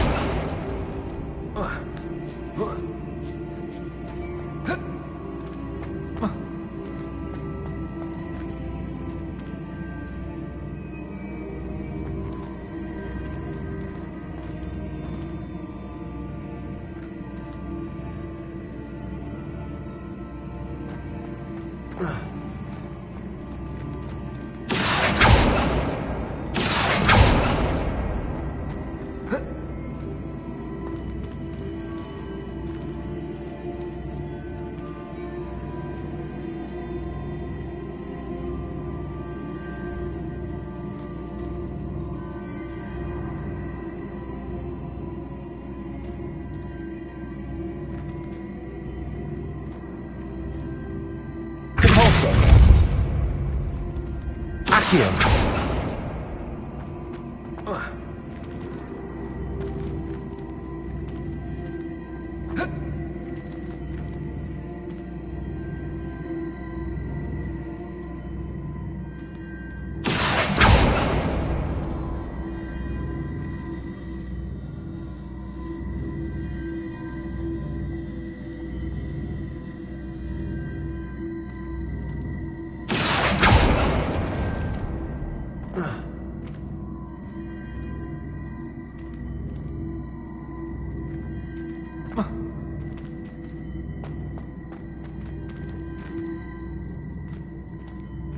Accio! Repulsor!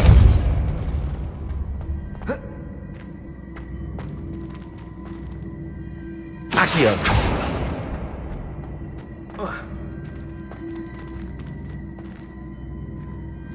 Repulsor!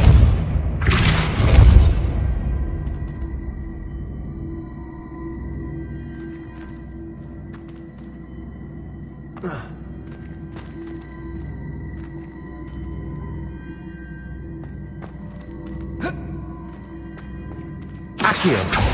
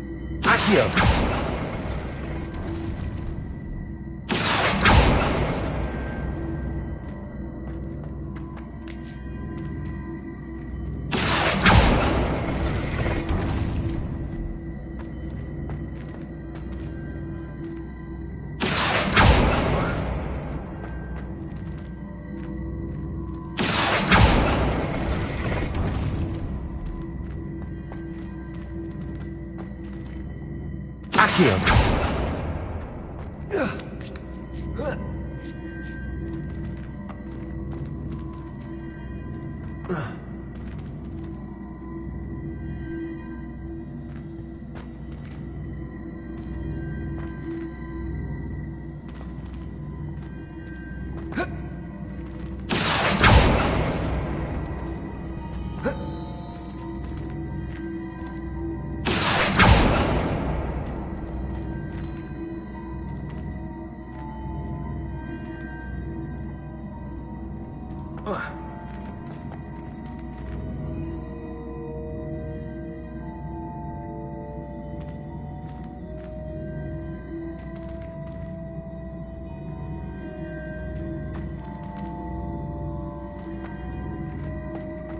Accio!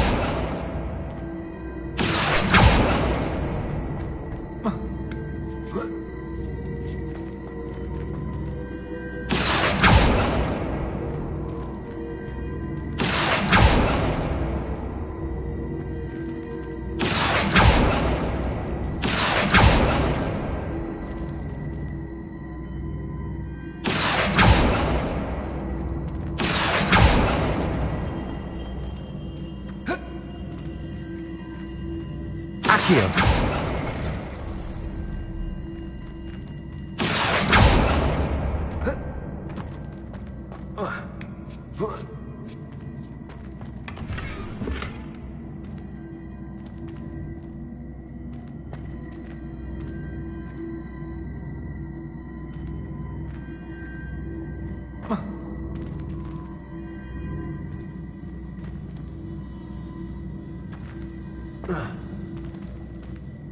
Accio.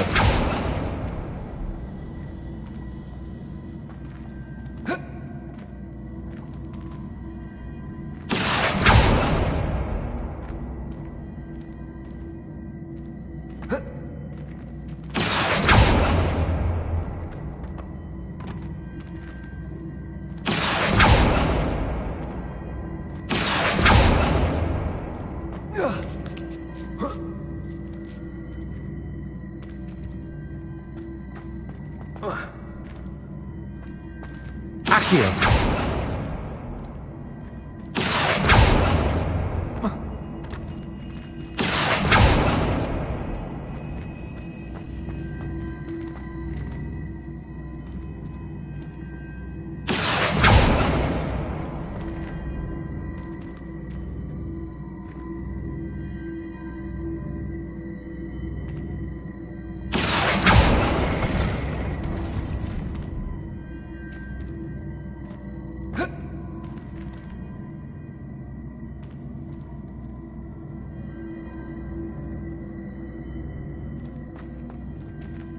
Accio.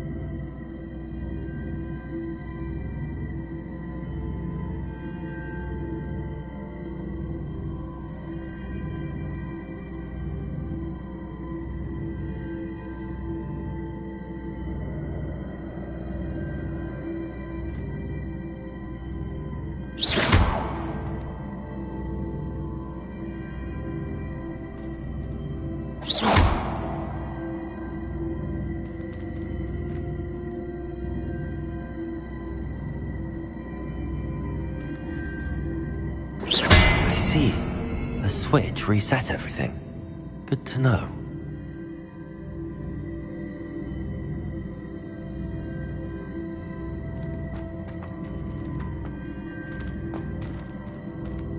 Accio! Repulsor! Accio!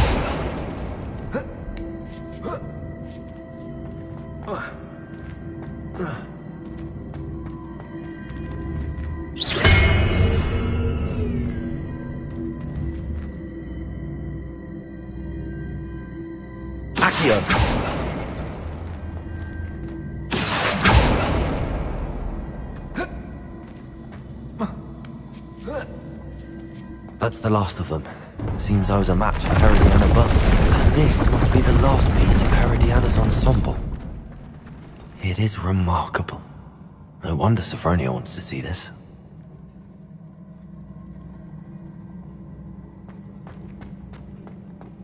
Revelio.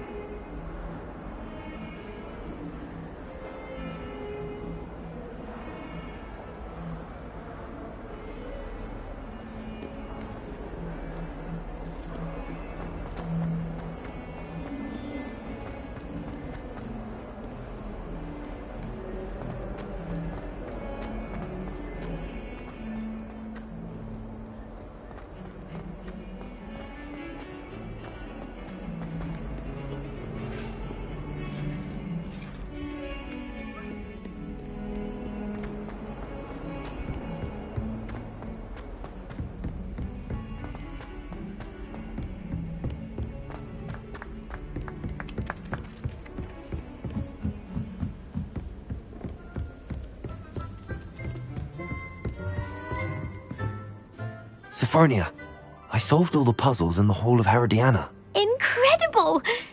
Then you found Herodiana's outfit. May I see it? Of course. Behold. Oh, how grand! You'll look as majestic as Herodiana herself, the greatest Depulso master of all time. You're my second favorite hero!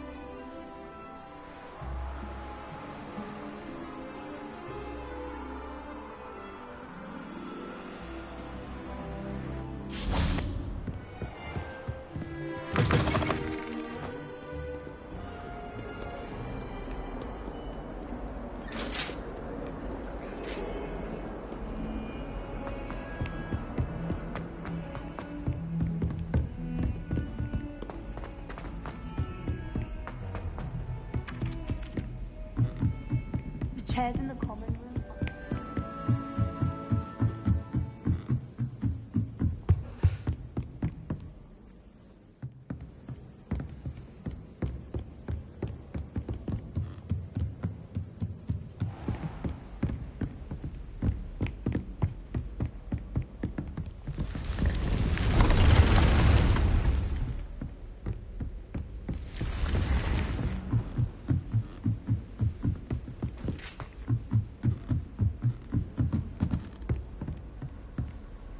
You can't imagine how inconvenient travel was before I invented flu powder.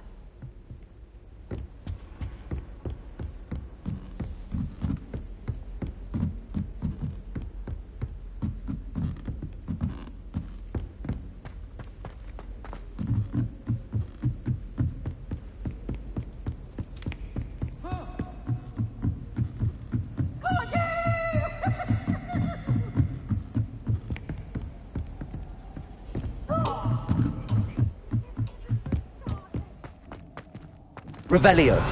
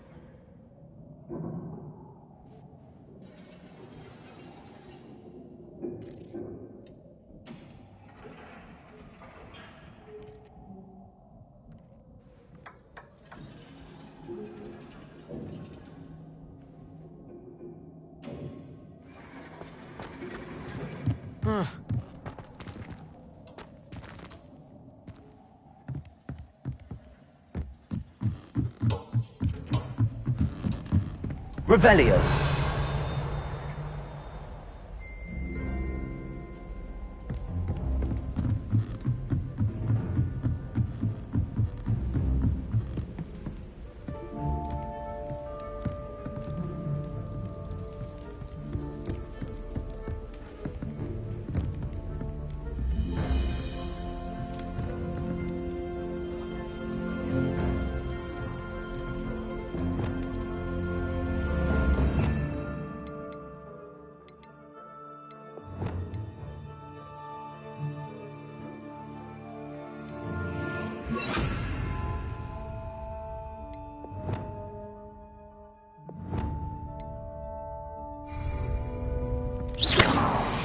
Lumos.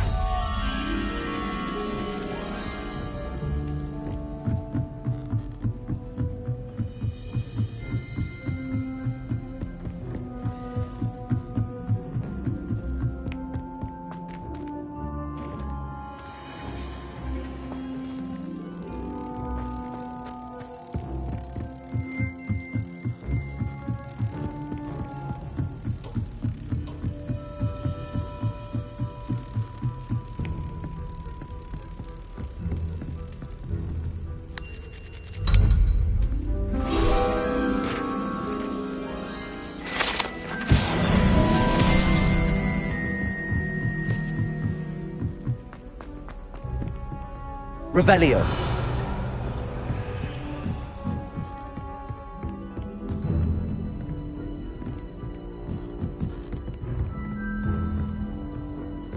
What are you up to now?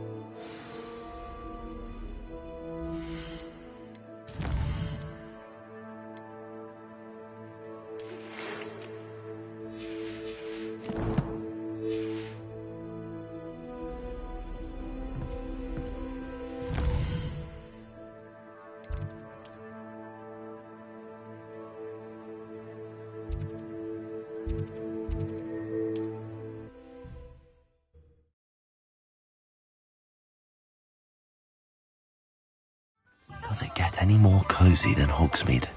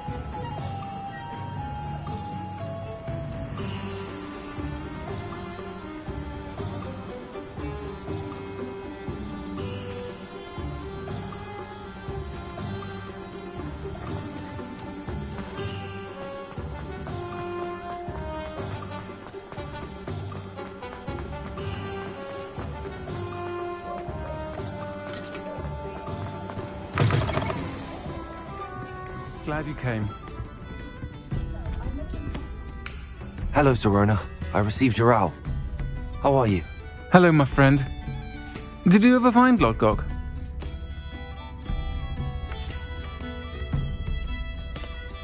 I did, thank you. We had a good conversation. He sends you his best. Glad to hear it.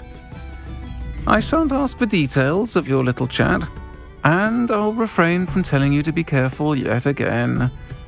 But I hope you will be, whatever your plans. Of course. Your owl mentioned you're needing my help with something? I do. I thought you might be just the person to do a favour for my friend Dorothy Sprottle in Upper Hogsfield. I don't believe I've met Mrs. Sprottle. She's lovely. Her late husband Aidan was a friend of my father's. In fact, I'd stayed with Dot and Aidan the summers I waited tables here as a student. I've seen her a few times since Aidan passed, but the pub's been so busy lately, I've not been as attentive as I'd have liked. I wonder if you might pop in and see her. She may need some help collecting ingredients for her supply of Wiggenweld potion. And you could retrieve something of mine in the process. A box, full of old letters and such.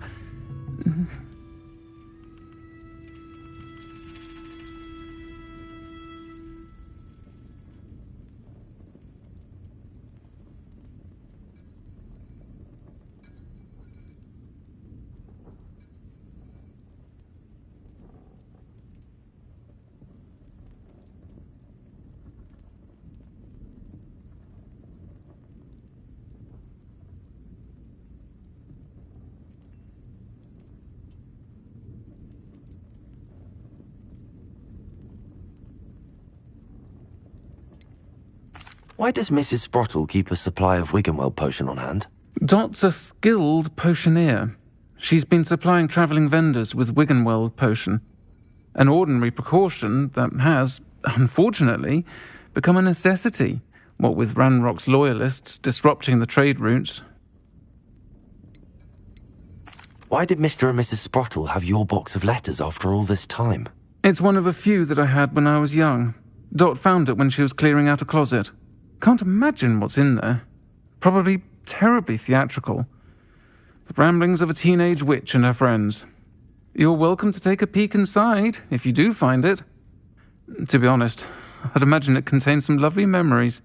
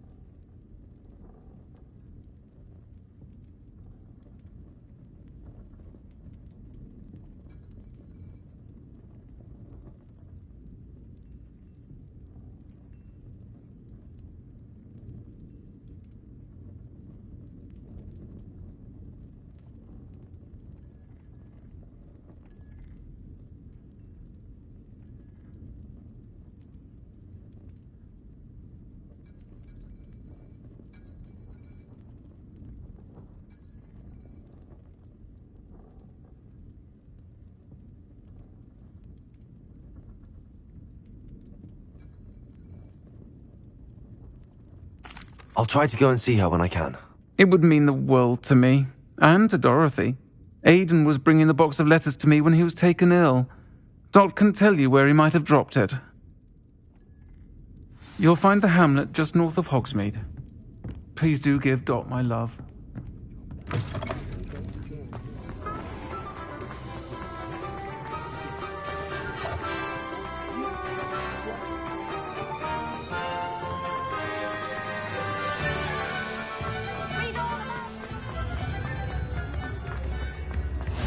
I've always said that travel... Hogsmeade, here I come.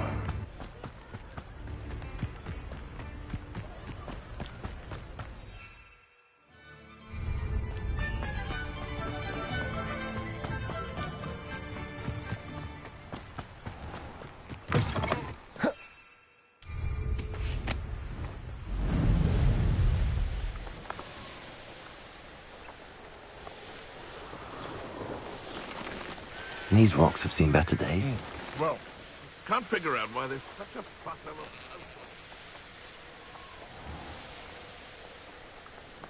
Upper Hogsfield. And where to find Mrs. Sprottle? Bardolph Beaumont should have returned by now. Had by dark wizards he was.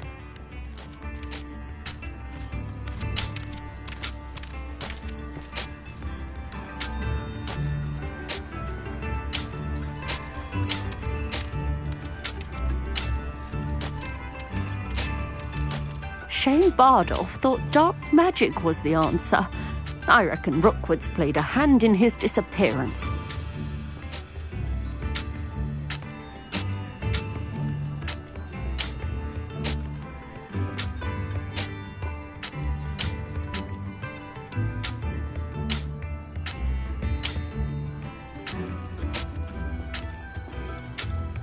Bardolph Beaumont should have returned by now. Had by dark wizards he was.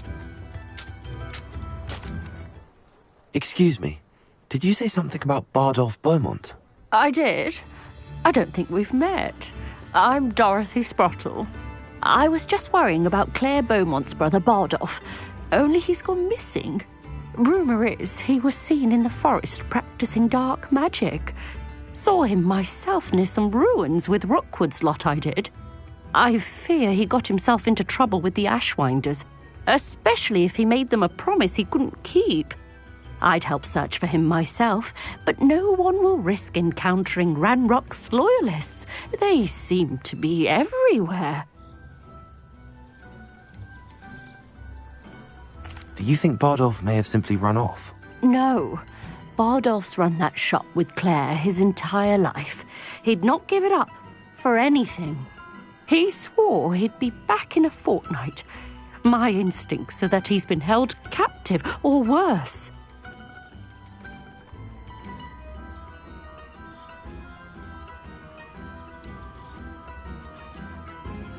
Why would Bardolph want to get involved with the Ashwinders? Oh, he had a terrible run-in with Ranrock's loyalists. Changed him. He vowed never to feel powerless again. I think he sought the Ashwinders out to learn their secrets. Victor Rookwood, at least, seems somehow immune to Ranrock's loyalists. I can certainly look out for him. Any help would be appreciated. You might speak to Claire first. Perhaps she has some insights that I don't. I can tell you that Bardolph was last seen in the forest wearing a particular woolen jumper, one that Claire knitted herself. Claire will be at her shop if you'd like to speak with her. Hello, Mrs. Sprottle. Actually, Sirona Ryan asked if I'd come and see you. Oh, dear Sirona, a gem. Has been for as long as I've known her. She thought you might need help collecting ingredients for your Wiggenweld potion. And she's correct. My darling Aidan used to collect hawklumps for me. Since he died, my supply has dwindled. I'm sorry for your loss, Mrs. Sprottle. Oh, thank you. Love of my life. A bit lost without him. If you wouldn't mind gathering some hawklumps for me, I'd be happy to compensate you for your time.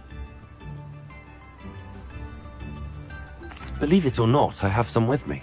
Oh, thank you. How wonderful. The travelling vendors will be thrilled to replenish their stock of Wiggenweld potion. Sirona also mentioned that Mr. Sprottle was bringing her a box of letters when he fell ill. Indeed he was. I'd almost forgotten.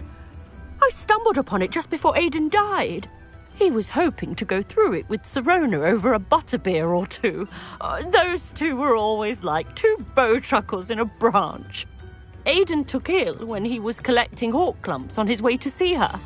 He made it home, but I fear he dropped the box in the cavern. The cavern is in the hills just southwest of our hamlet. You can gather hawklumps and collect the box of letters there. Sirona said she lived with you during the summers when she was at Hogwarts. What was she like? Goodness. Well, she was almost exactly like she is now. Charming, good head on her shoulders, taking care of everyone. I can't tell you the fun we had when she and her friends would visit us during the year, all buzzing about, practicing charms. Talented group. Her friend Mirabelle was a genius in the garden. Learned it all from her muggle parents, if you can believe it. Do you remember anything about the letters you put in the box? Oh, of course. A few letters from some of her school friends. Some nice memories. I even included a letter Serona had written to me when she was staying with us. Thought she might enjoy reading it. I know when I read writing from my youth, I'm always astonished at how much I've changed, and yet remain the same.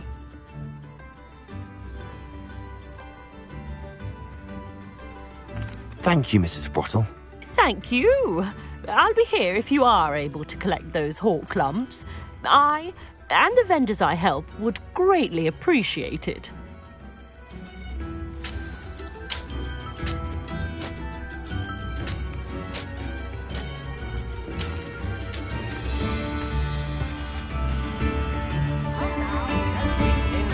Upper Hogsfield is being terrorised by Ranrock's loyalists. It's not right. Madame Beaumont, might I speak with you? Yes? What about? Mrs. Sprottle told me a little about your brother's disappearance. Oh, dear Dorothy. She'd go looking for Bardolph herself if she could. She mentioned dark magic and even the Ashwinders. Despite my repeated warnings, Bardolph's been experimenting with dark magic near the edge of the forest. I thought perhaps he'd get it out of his system and it would gradually stop. But then one day, he didn't come home.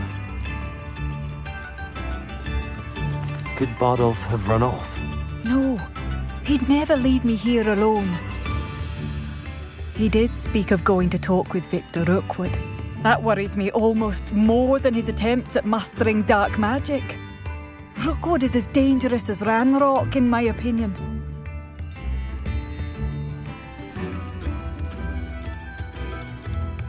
Is there anything your brother took with him that might help to track him down?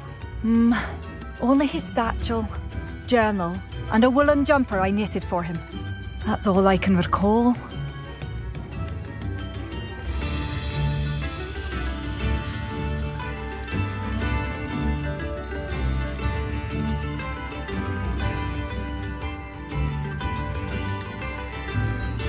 I'll let you know if I see or hear anything about him. Thank you. How kind. I'd be so grateful to learn where he is. I know in my heart he's out there. Do be careful.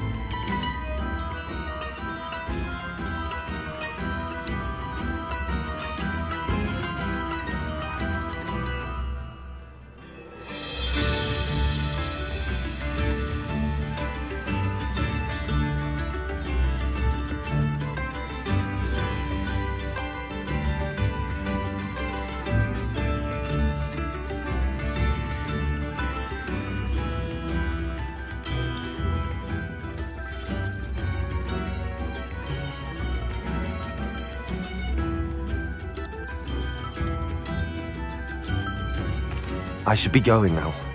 Thank you. Bardolph, where are you? I'll not give up hope. I couldn't help but overhear. Did you mention Ranrock's loyalists? I did. Never imagined they'd act this deadly. I'm Claire Beaumont, by the way. Nice to meet you.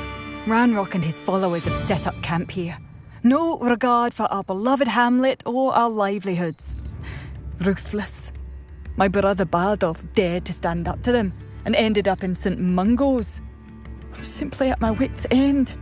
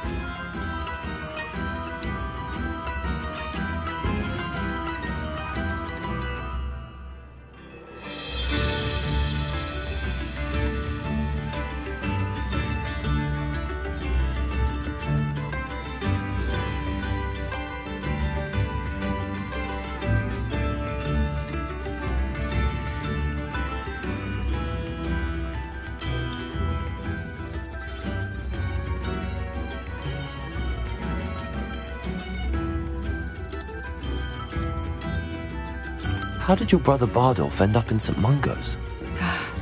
Baldolf had spent the entire day hand-picking herbs and roots for us. When a group of Ranrock's lot appeared and demanded the harvest for themselves, Bardolph refused. In their anger, they hurled him against a rock and robbed him. The moment he left St. Mungo's, he vowed revenge. I worry he may be dabbling in magic that he will one day regret.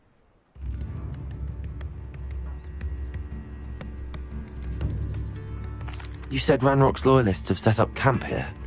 Where, precisely? To the south, across the river.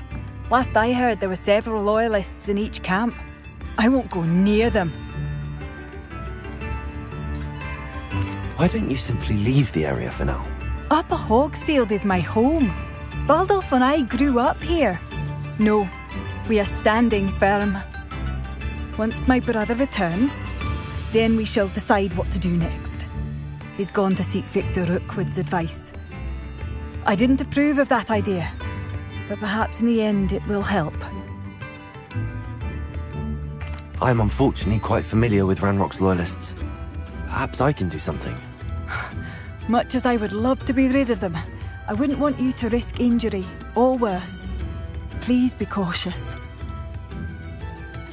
We should not have to live in fear. This is our home.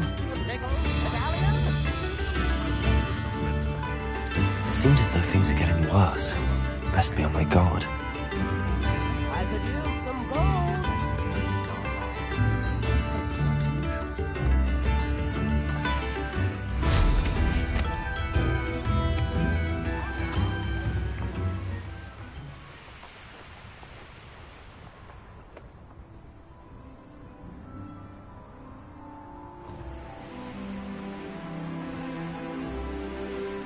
One less human to worry about.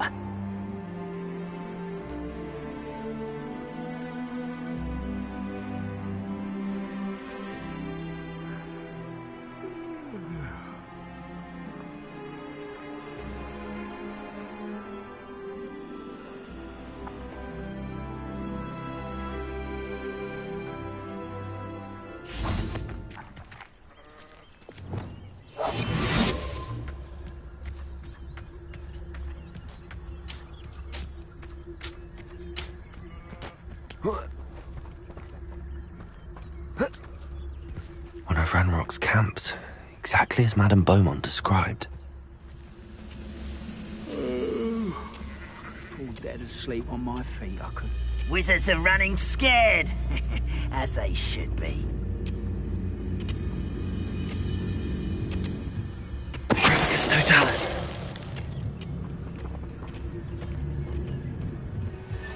Revelio!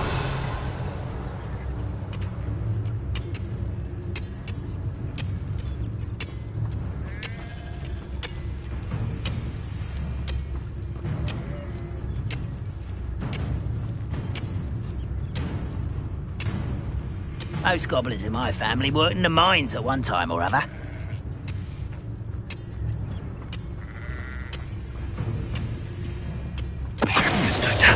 Someone there? How nice of you to stop by. Not quite such arrogance. Are you sure you're not a Accio! little magic trick? I won't rest. Confringo! You're no match for me. Potato! Someone thinks they can outlast me.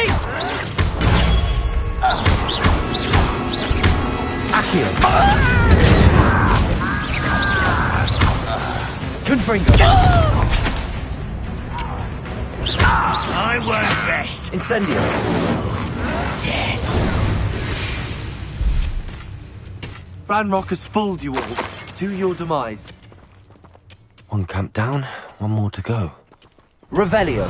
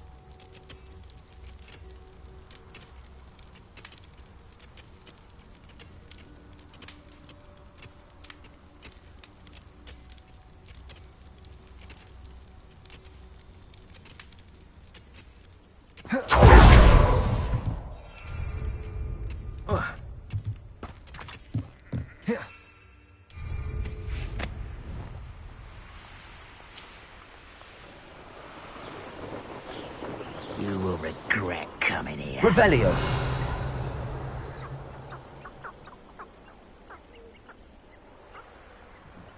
Nothing over here.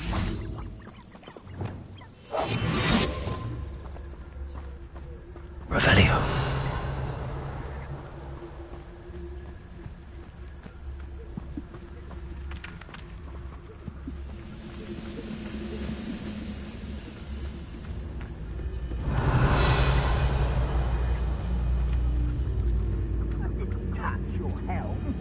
But thank you for making me the first. Tricus Totalis. Hello? Revelio.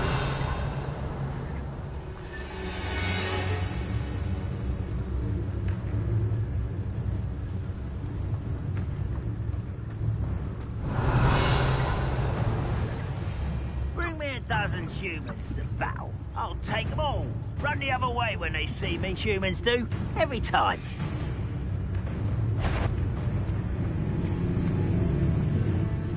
Tricus Totalis.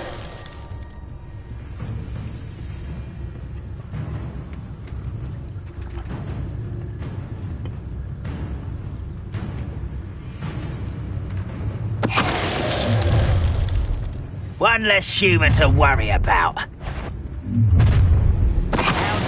One less.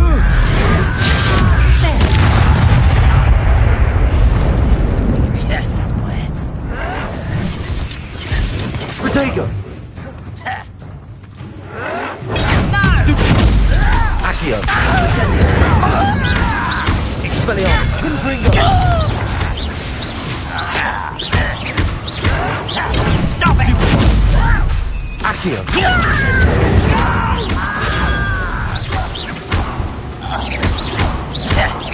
Protego. You only have Ranrock to blame. Both camps cleared. Madame Beaumont will be glad to hear that. Revelio.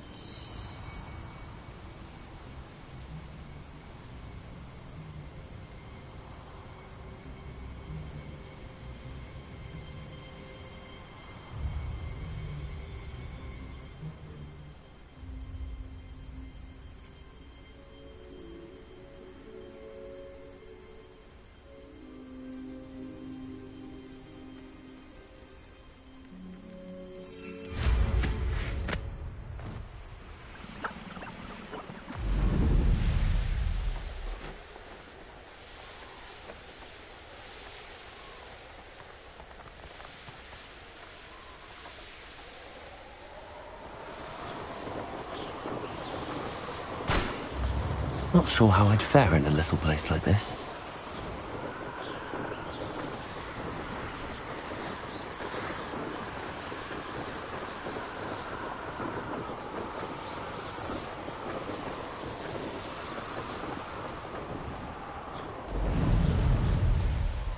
Revelio.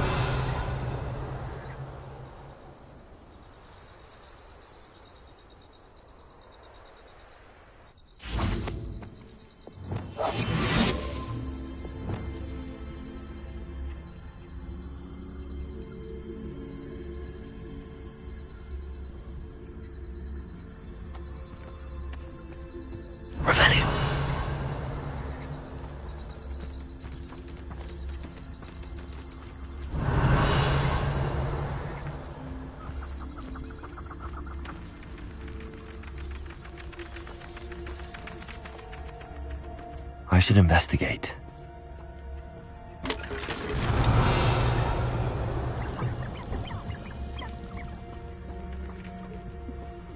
Petrificus totalis.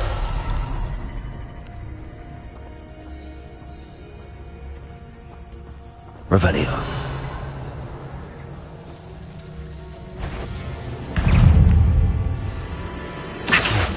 Incendio.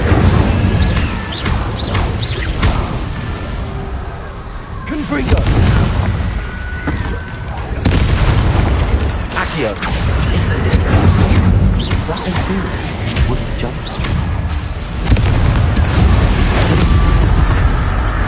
Accio. Incendio. Why don't spoon jump us? I'm not sure Madame Bowman will want it.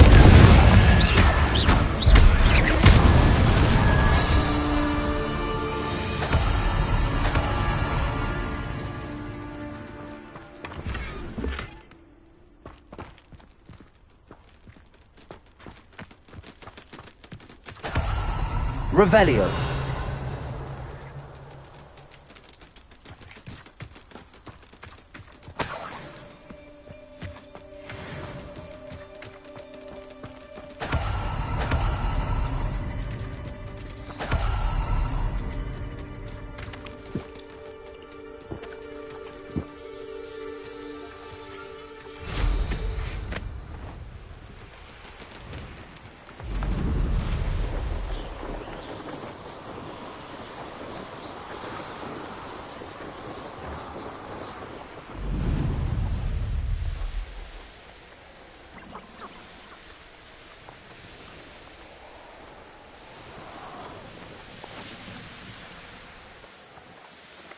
It's like a place right out of a storybook.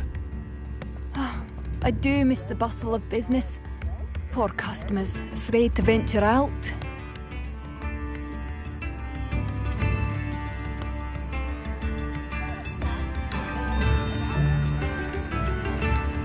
Madame Beaumont, I do have some news of your brother. Oh, please tell me he's safe.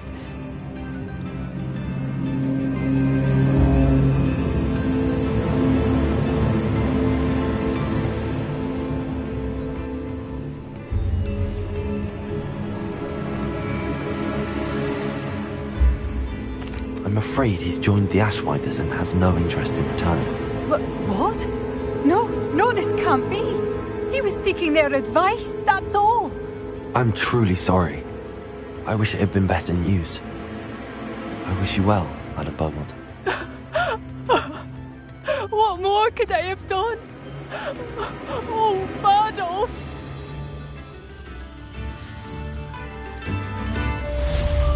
Badolf, my dear, dear brother. Hello, Madame Beaumont. Good news. I was able to clear out Ranrock's camps. You cleared them out? How?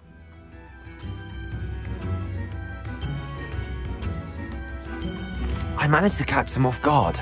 I wish my brother could have done what you did. Perhaps he'd still be with me now. I'm especially grateful. You did, for Badolf, what I could not. You saved our hamlet, my young friend. This will not be forgotten. I fear for other hamlets, truly. Ranrock and his lot are unlike any goblins I've ever seen.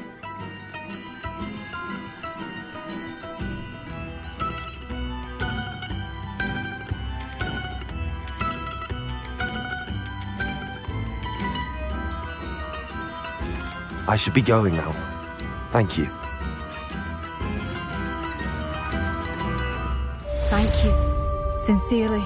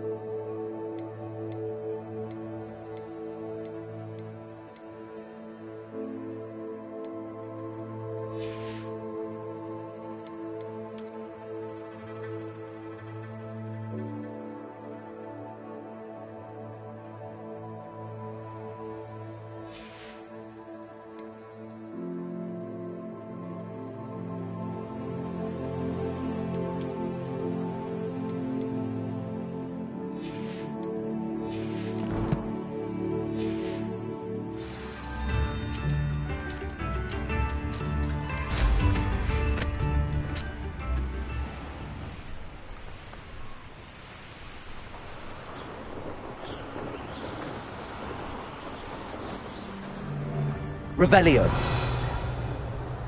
Thinking if they come after me, I'll stick 'em like a nogtail.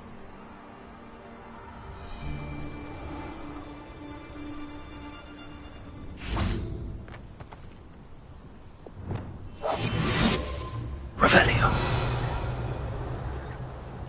I tell you this, Hogwarts is lucky they've got protection charms. If we can't even agree on something amongst ourselves, how on earth are we to forge a plan? Irondale's not half as tough as it sounds. Trificus Totalis. This must be the cavern Mrs. Sprottle mentioned. Someone's going to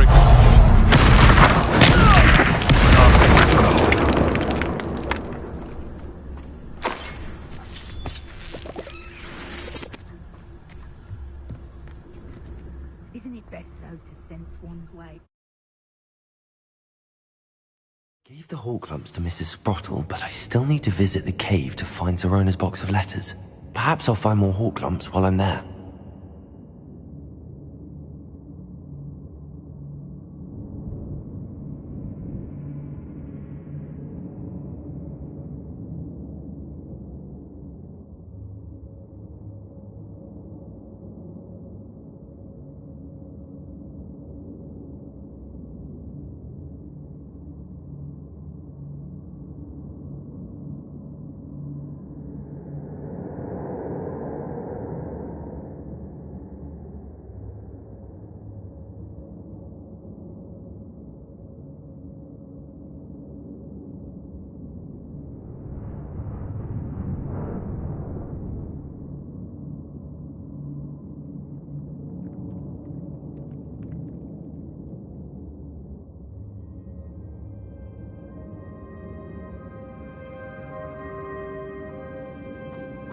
Better have a look around, see if I can find that box of letters.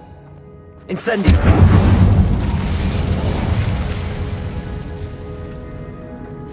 That's all the Horklumps for now. Mrs. Sprottle should be pleased.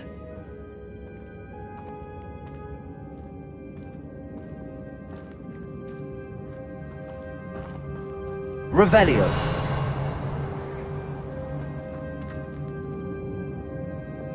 Cabalso.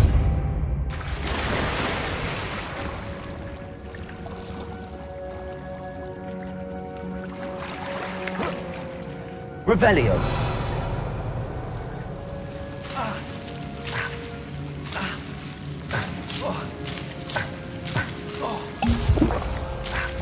Lumos.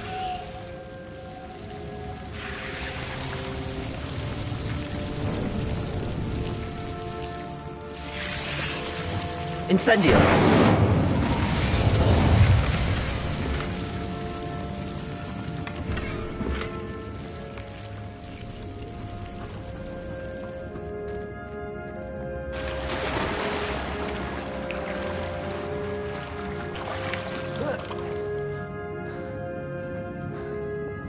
Lumos.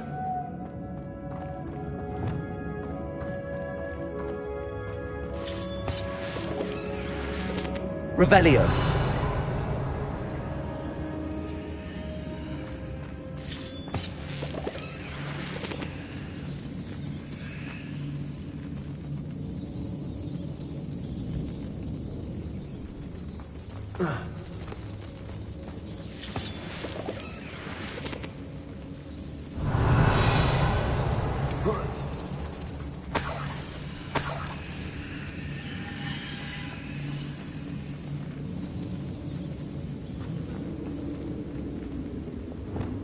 Also.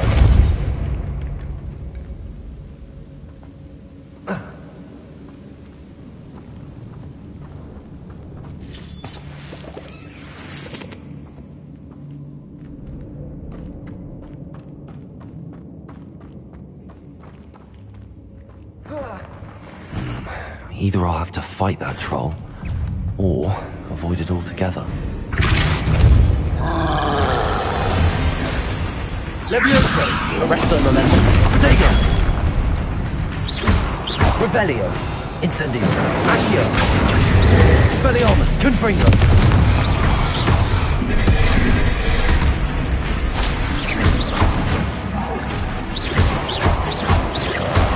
Incendio!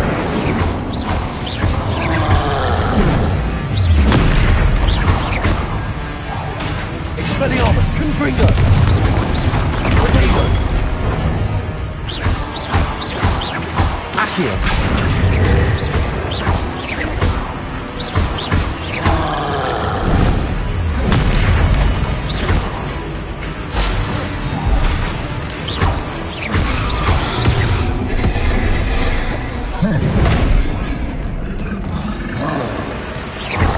Expelliarmus!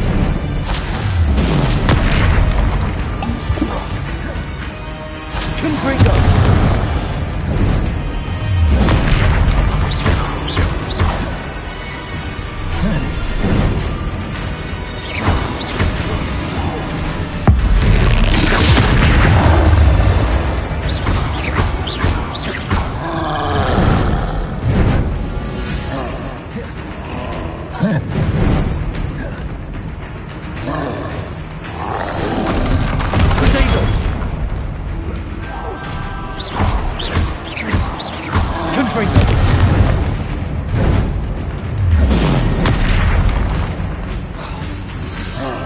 Accio! Incendio! Expelliarmus!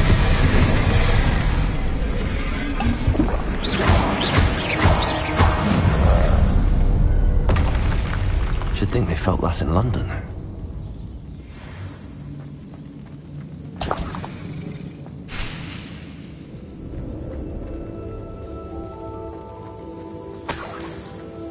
Revelio!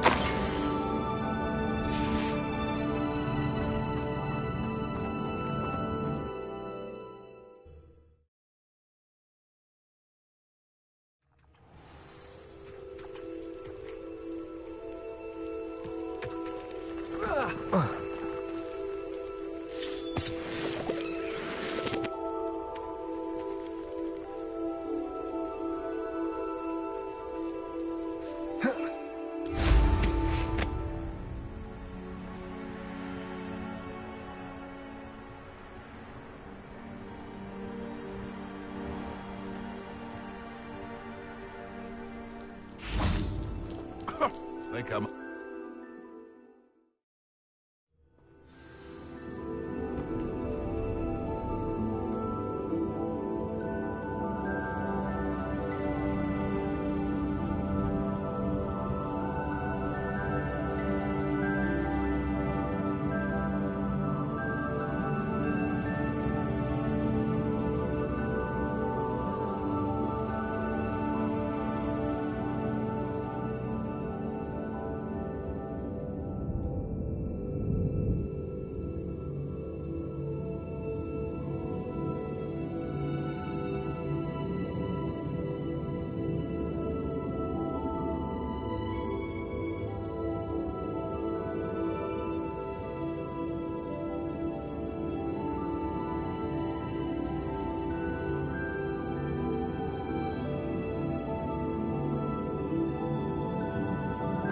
Better have a look around. See about the Hawk Clumps and the boss.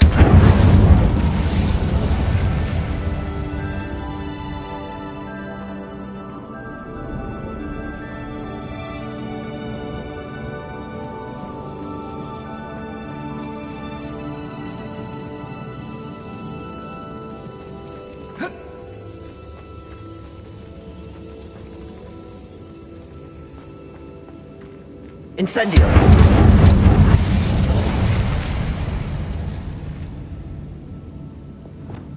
Compulso!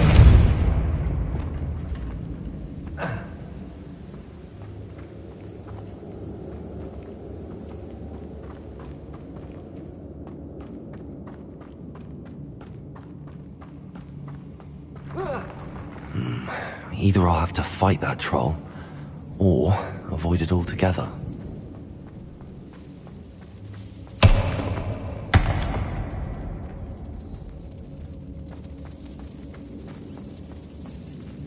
Revelio. Incendio. Compulso.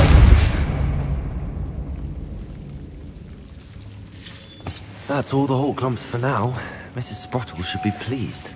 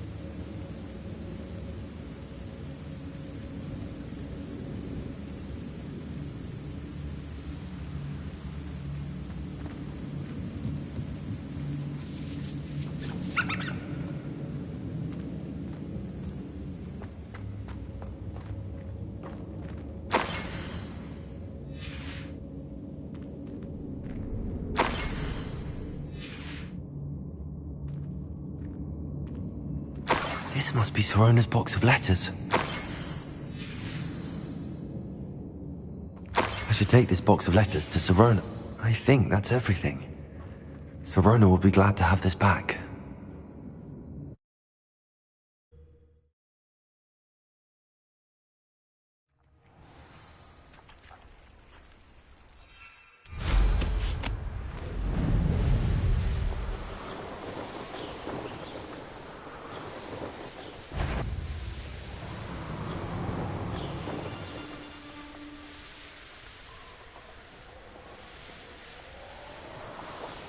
Who lived here, I wonder?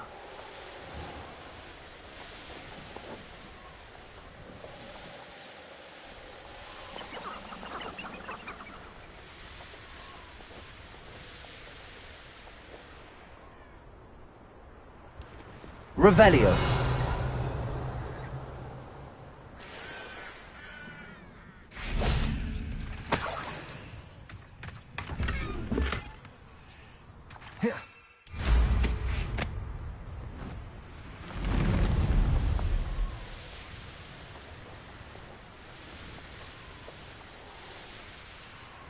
Sometimes it seems all roads lead to Hogsmeade.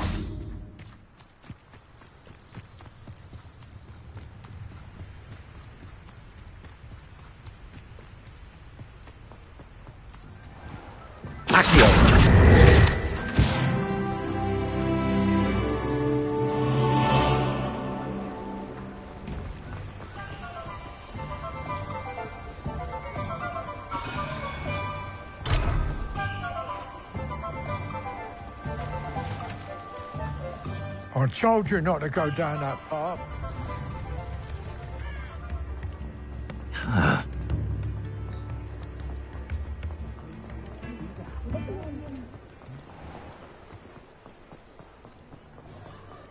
I'll fix him. Charm grinder.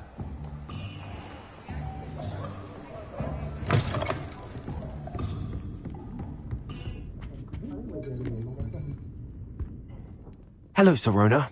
I have good news.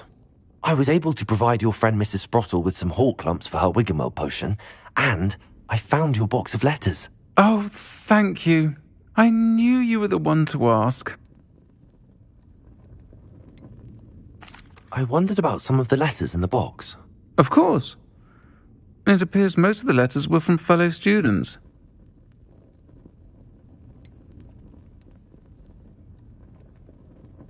I saw a letter from someone named Mirabelle. Is that Professor Garlick? It is. Still one of my dearest friends. I know she wouldn't mind you having seen that letter. She and I are of a similar mind, especially when it comes to young people. We believe experience to be an invaluable teacher.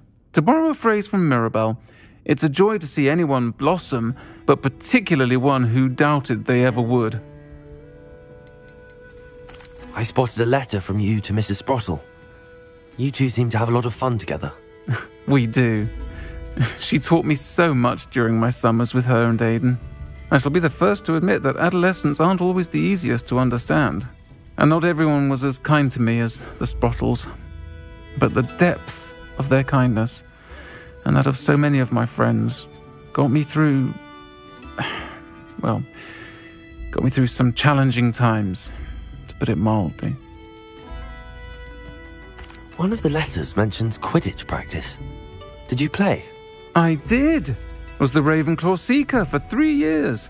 Oh, Merlin's beard. I adore Quidditch.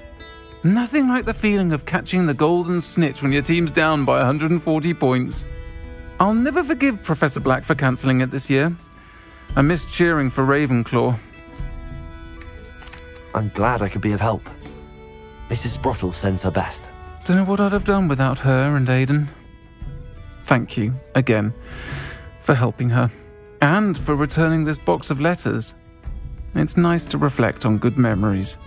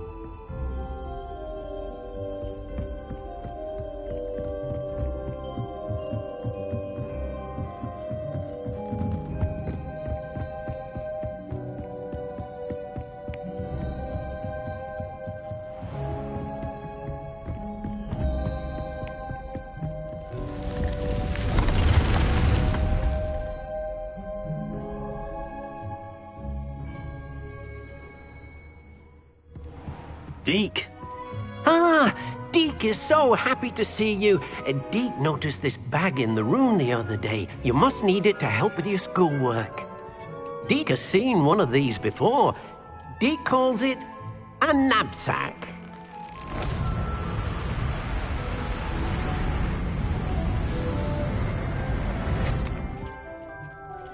Perfect for gathering and transporting beasts. Pleasant little breeze. I have been thinking about something Professor Howen said in Beasts class, that I should study as many beasts as I can on my own time. She also mentioned that poachers have been active in the area. So, perhaps the beasts will be safer with us than out on their own. Precisely what Deke was thinking. You see, the room knew exactly what you needed, and luckily, Deke can show you how to best use the knapsack and where. Come along, then. Our first stop will be beyond the castle grounds. We can leave now, or you can come and find Deke when you're ready to go.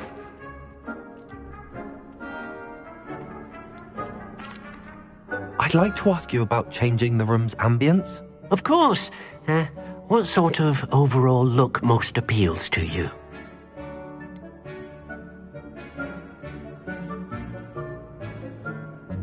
I would like the room to feel as if it's being lit by the moon. Oh, sounds perfect.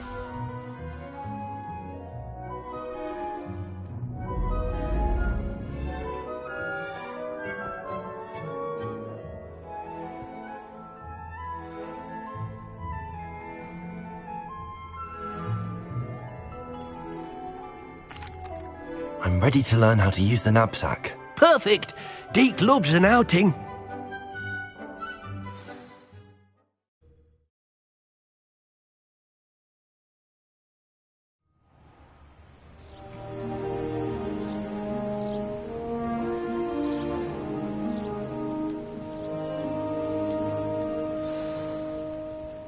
A nasty poacher. Deke hated working for him. He did horrible things to beautiful beasts. Oh. It was during those days that Deke first saw a knapsack. It'll be nice to see one used for good.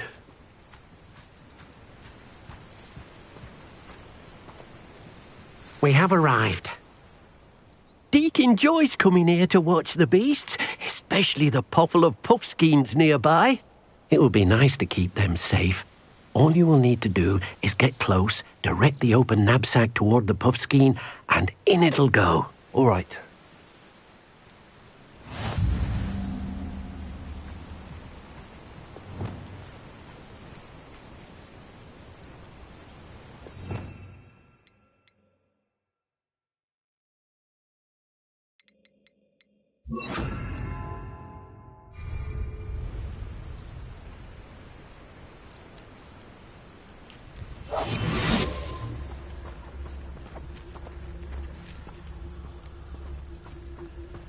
Potatoes!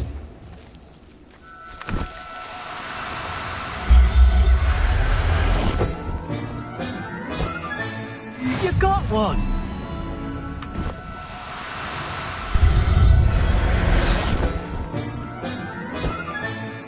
I'll look after you.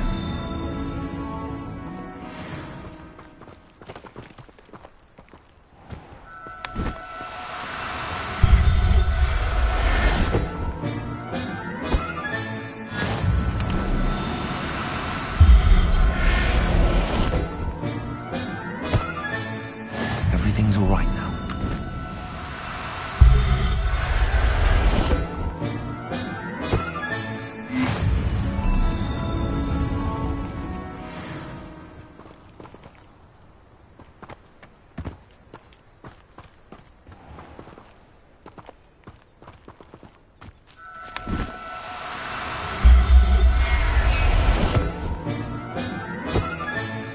Professor Howard will never believe this.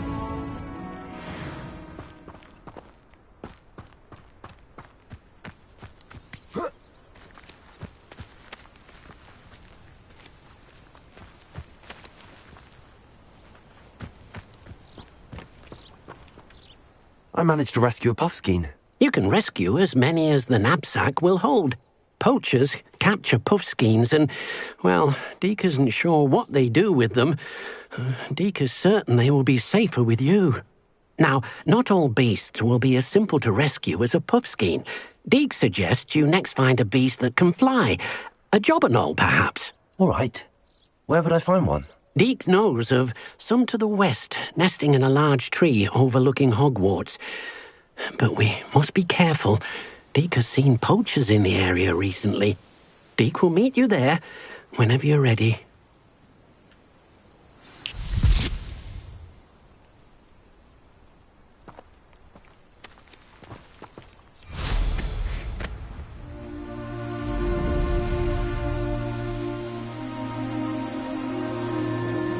This place has seen better days.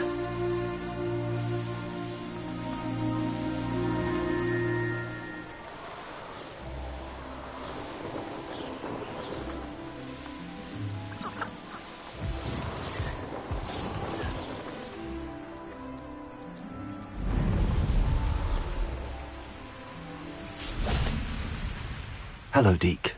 Shall we continue? Oh, good. Deke was worried about you, what with all the poachers in the area. Perhaps we should work quickly. The jobberknolls are just here, in this large tree. If it's helpful, Deke has seen Levioso used to slow flying beasts. Easier to get in close and use the knapsack. What if I can't find any beasts in their usual habitat? Beasts won't stray too far from their homes. Look nearby or simply wait a moment, and they should return.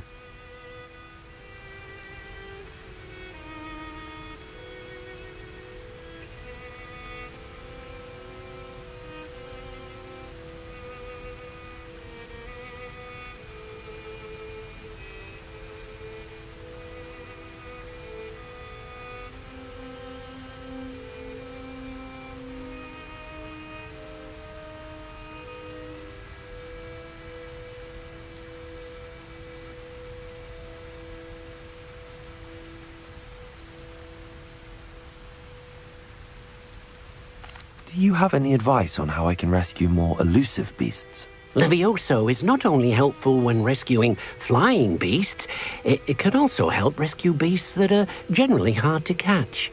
Try using that spell the next time you encounter a small or otherwise elusive beast.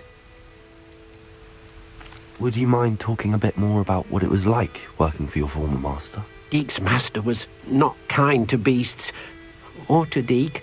He saw beasts only as a source of income, to be used for potion ingredients and labour, and Deke will not say more.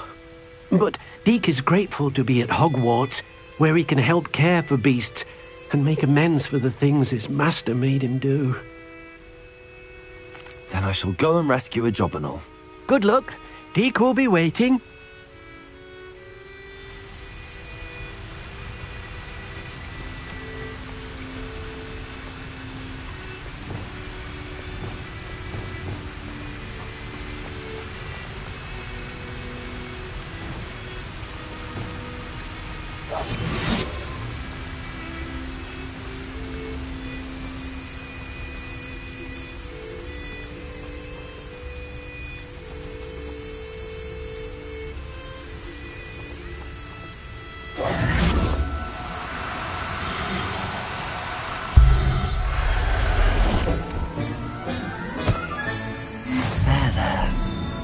To hurt you.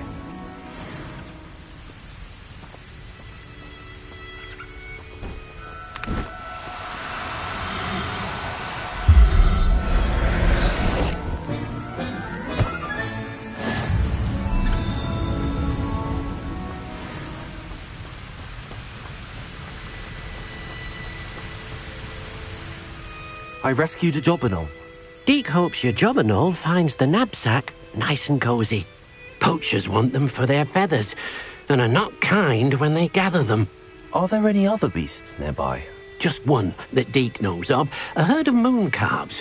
They live in a clearing of trees up this footpath. Deke will see you there.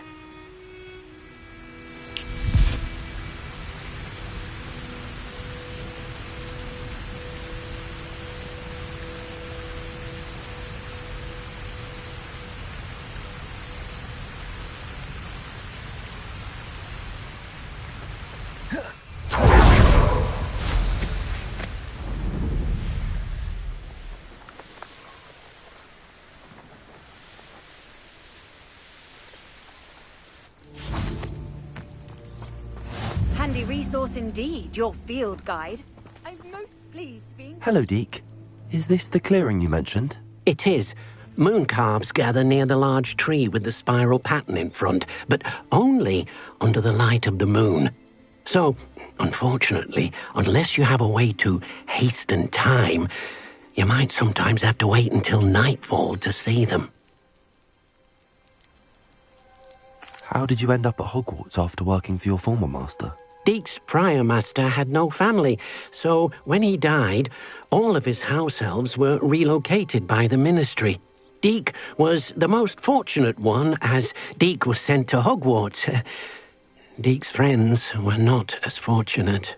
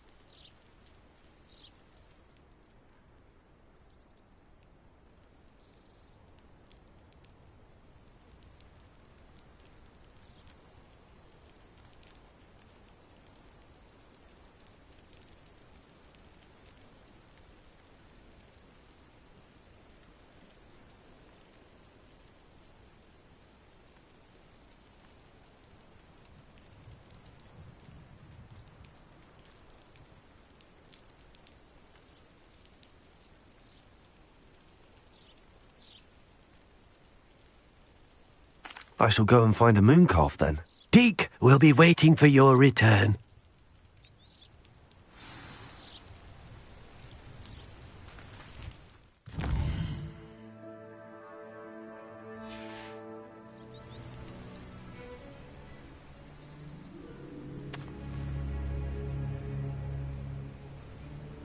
Deke thinks you should be proud of all the potions you've brewed.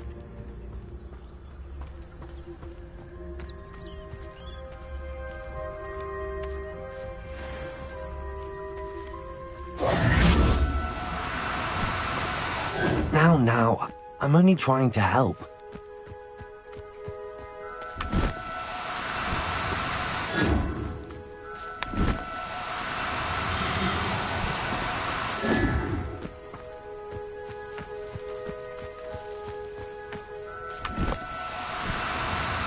Do cooperate, won't you?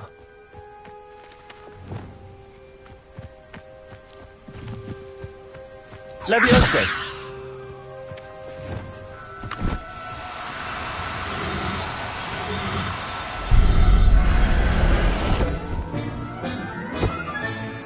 I'll look after you.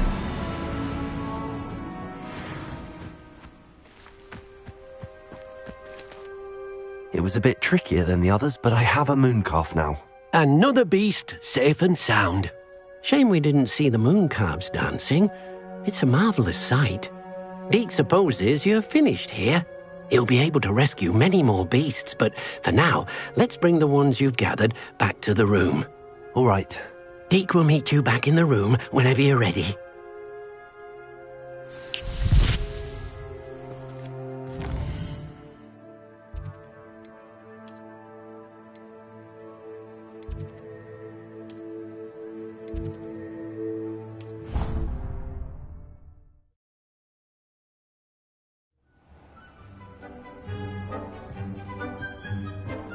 There you are. Now, we need to show the beast you rescued their new home. But, not enough room to let them out here. Imagine all those beasts running amok. That wouldn't do at all. Perhaps if you focus on what your beasts need, the room will provide.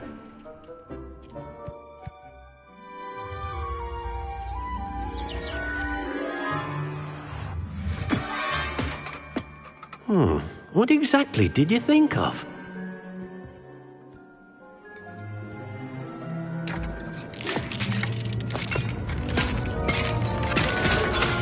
Heavens! You've done it! But what is it? Deke isn't sure. Only one way to find out. Meet you inside when you're ready.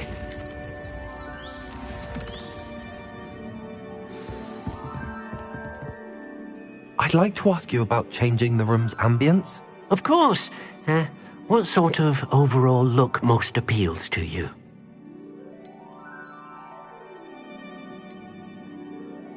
I'd like the room to be warm and comfortable, as if I'm floating inside a mug of butterbeer.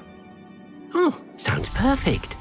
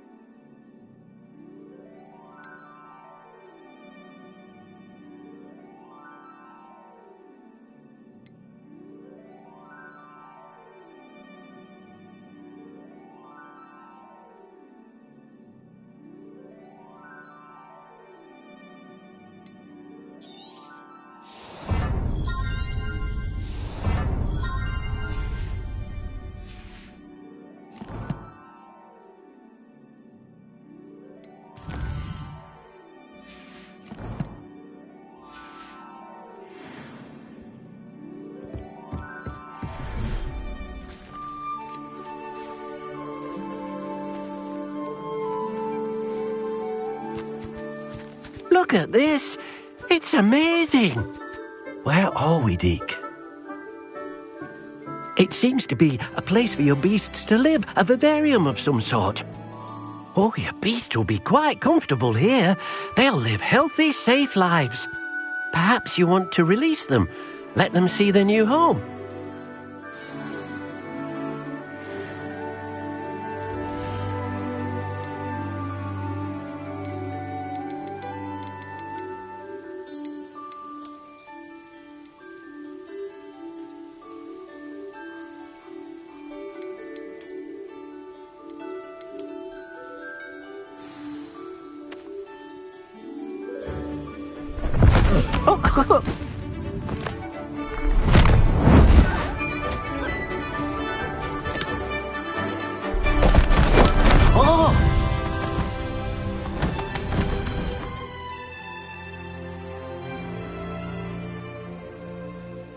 Deke thinks the vivarium will be a fitting new home for your beasts. Indeed. I only hope we'll have enough space for all of them. Deke hopes so too. But if you do run out of room, Madam Peck at Brood and Peck in Hogsmeade will help to find safe homes for them. Any beasts that the room can't hold? Yes, she's well known for helping to care for beasts in need, and she'll give you a fair price for them. Speaking of care, beasts that are well fed and groomed will provide you with valuable magical materials, such as puffskein hair, for example. If you gather some magical materials from your beasts, Deke can show you how to use them. Very well. I shall let you know when I have some.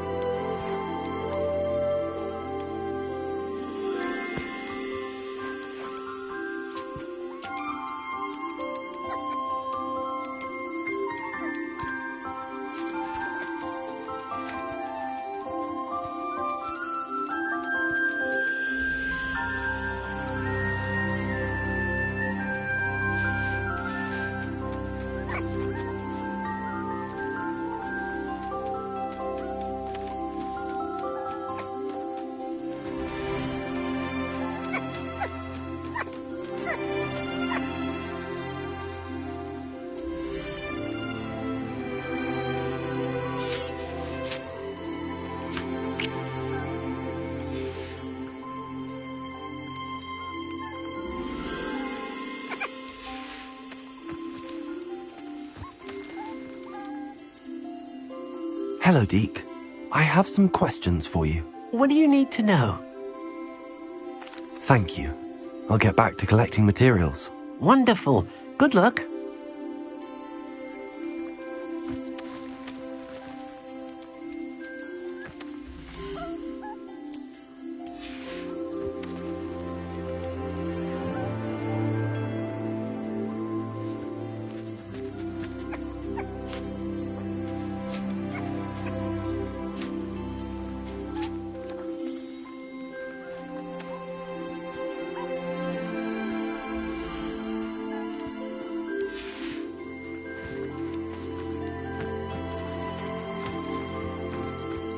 Protego!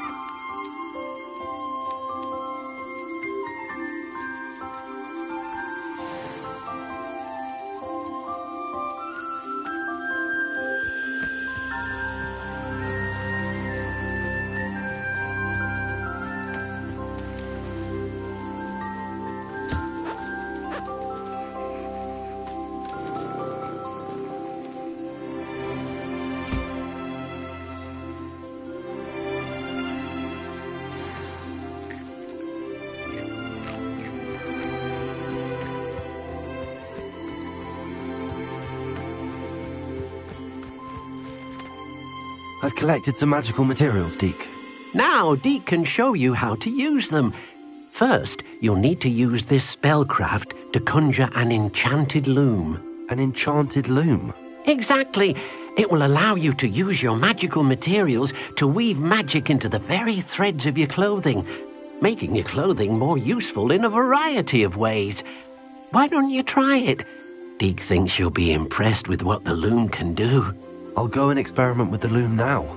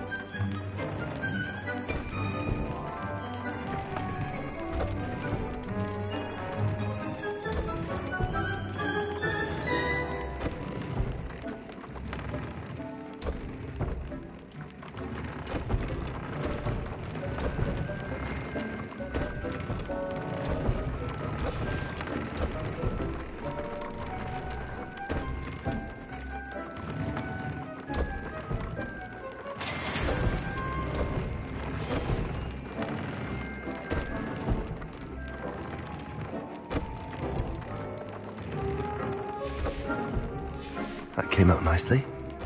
I should show Deke.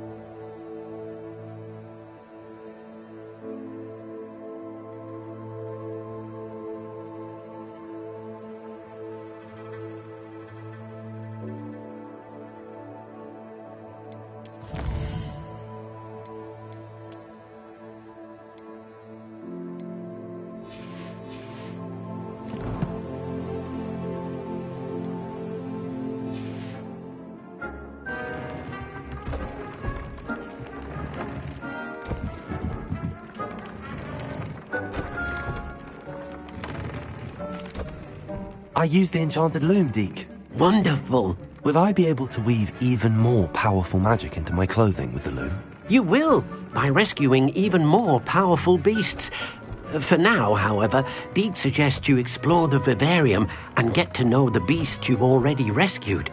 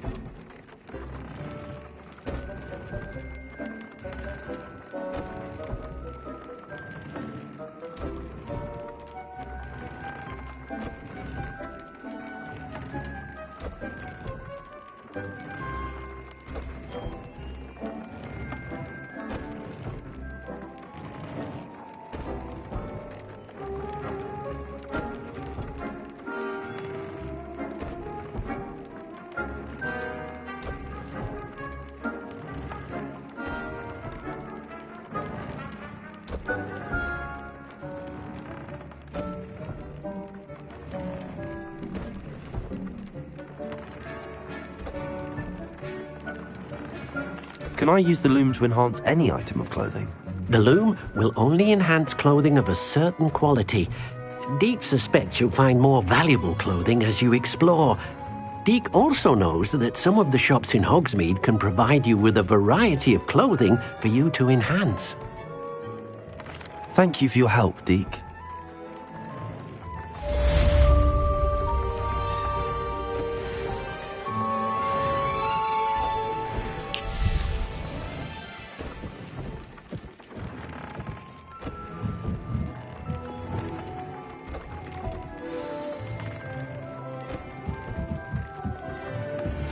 Meet me near the ruins of Falbottom Castle.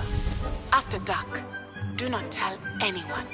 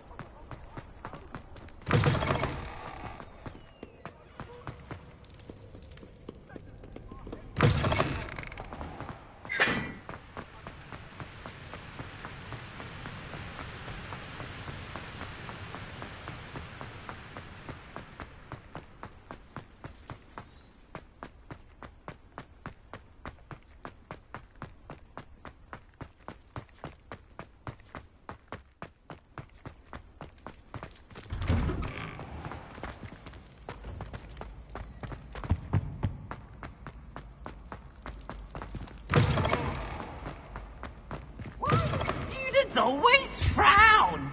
He should burn the castle down.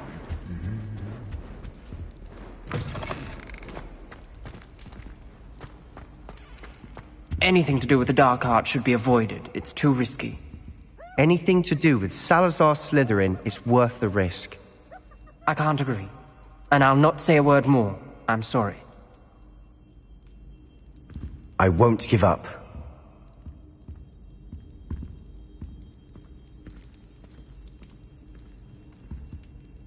What were you and Ominous speaking about? He's being ridiculous. Apparently Salazar Slytherin had a secret scriptorium here in Hogwarts. Ominous swears it was used for the dark arts, so he wants nothing to do with it. I reminded him that Anne needs a cure. This scriptorium could hold the answers we need. The dark arts do pique my interest. There's more to dark magic than people realize. The Gaunts know this. Better than most. Perhaps I've spoken out of turn. Ominous's family history is personal to him. I'd like to know more about it if you wouldn't mind telling me. I won't repeat it. Very well. But do keep this between us. Ominous learned dark magic from his parents. Are you familiar with the Cruciatus curse? What does the Cruciatus curse do? It's known as the torture curse. Crucio. It inflicts intense, excruciating pain on the victim. Apparently, his parents and older siblings had no qualms about casting it on muggles for sport. Ominous described the sound of the victim's cries as horrific, so the first time he was asked to cast it himself as a child, he couldn't bring himself to do it. As punishment, his family cast it on him. The anguish was so bad that when asked to cast it again, he relented. I have repeatedly assured Ominous that he did what he had to, but he still hasn't forgiven himself. How horrible. Poor Ominous. He was only a child. He shouldn't blame himself. After that incident, the rift between Ominous and his family only grew. That is until I came along. Every moment he isn't at Hogwarts, he's with us in Feldcroft. Ominous trusts me. And more often than not, he winds up listening to me. I'll remind him of that when I follow up about the scriptorium. Watch for my owl. I'll have news soon enough. I'll make Ominous understand. He'll change his mind.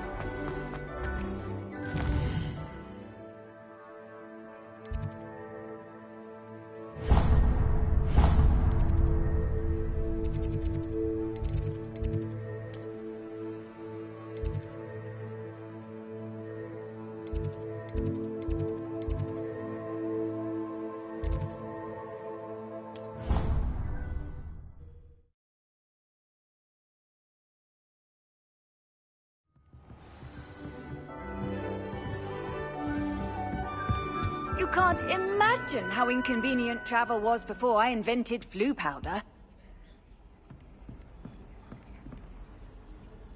The pinched Smedleys will always look upon you. Oh, hello.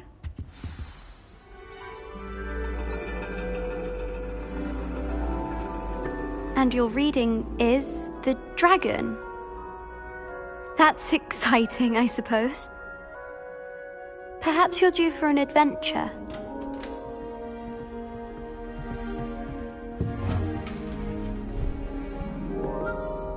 Ladies, Professor Shah. astronomy is not divination. You won't find the mysteries of the cosmos charted out on your palms or at the bottom of your teacups. Alas, the heavens remain hazy to the starry-eyed. Now, if you were to devote yourselves to persistent and painstaking observation, you just might catch a glimpse. With that in mind, please take your telescopes. Tonight we will be on the observation deck.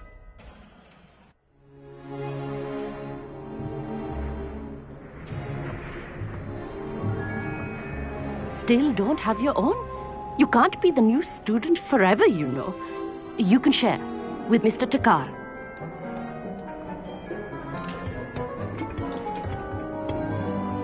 Here, I can adjust that for you. No, bring it into focus on your own.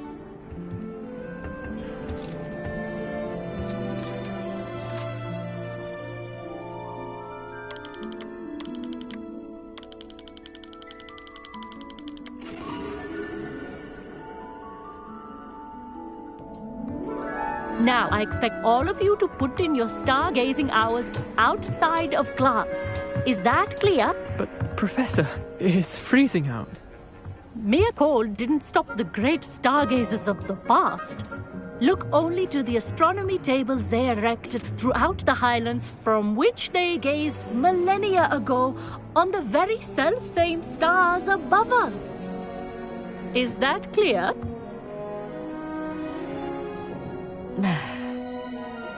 Dismissed.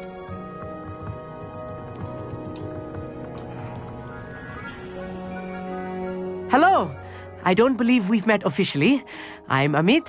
I'm something of an astronomy buff. Hello, Amit. It's nice to meet you. Did I hear Professor Shaw say that you don't have your own telescope? I have a spare one you could borrow for the rest of term.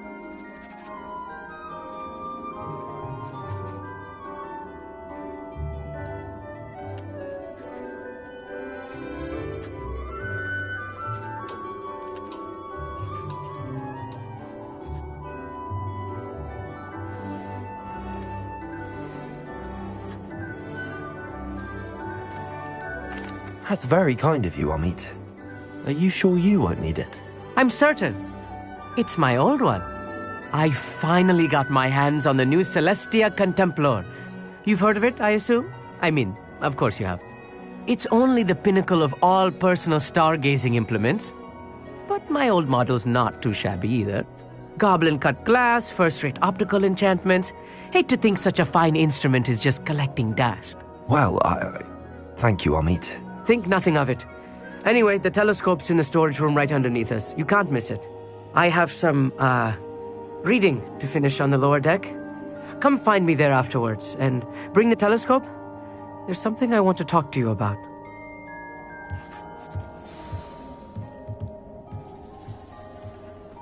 Tried to put off my stargazing as long as I could. A lot of good that did.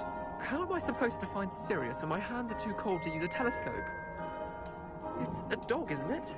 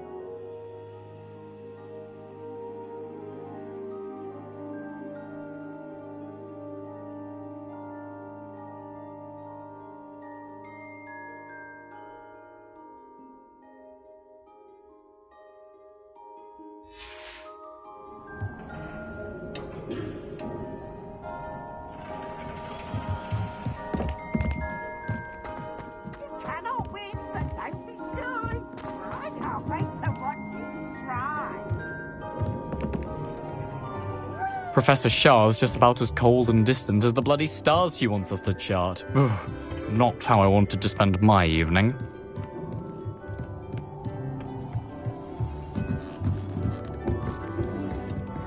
This was his old telescope. Looks practically brand new.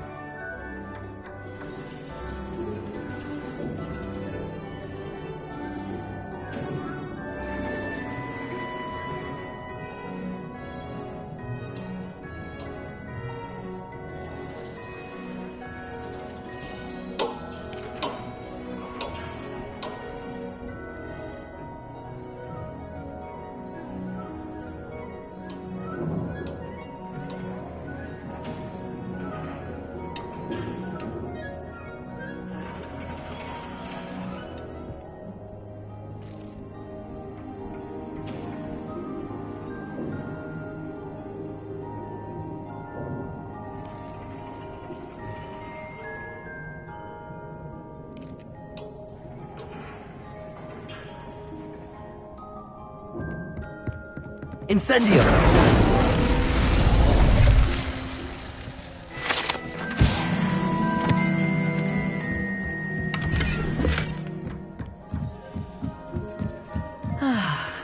A pristine night for stargazing. Professor Shah, I'm interested in learning more about astronomy. It is increasingly rare to find a student who seeks after things celestial, of their own accord. But if you truly desire to chart the courses of the cosmos, you must rid your mind of the terrestrial babble of others. We ourselves are not unlike blank star charts, you know. Empty canvases waiting to be inscribed with all that the universe has to offer. Do you understand? Am I right in thinking you are unimpressed by divination? Of the many other so-called disciplines taught here, divination is perhaps the most feeble, especially in its nonsensical practice of astrology. Do not confuse astronomy and astrology. One is concerned with mysteries stellar and lunar, the other is mere lunacy. You mentioned astronomy tables earlier, in class. What were you talking about? Long ago, devotees of the astral arts set up stone slabs across the countryside. They are ideal for studying constellations near and far. For centuries, wizards made use of these astronomy tables for stargazing. Sadly, they have since become mere monuments to the intrepid intellectual pursuits of a bygone epoch. Thank you, Professor. I look forward to stargazing. I am glad to hear it. Should be a stellar night for it.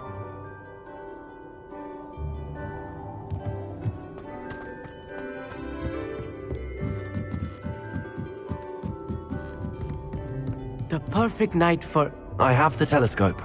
It's nicer than I'd expected. I would not offer a prospective stargazer a third-rate lunoscope. But there is, something else. Yes, what is it? You remember those astronomy tables Shaw was going on about? It just so happens I've been reading up on them a little myself. And it seems there may be one right here at Hogwarts. I believe we could use it to find hidden constellations. And you need someone to help find it. I do. Are you in? No one from the Gobstones Club will go with me. Said they'd rather get spit at by a stone than... Well, they are cowards. Let us get moving while the stars are still out. I'll show you how to use that telescope once we get there. I promise. All right, I suppose I can go with you. I hope it's worth it. It will be. Trust me, I have read practically everything there is to read about this. It should be brilliant. Shall we?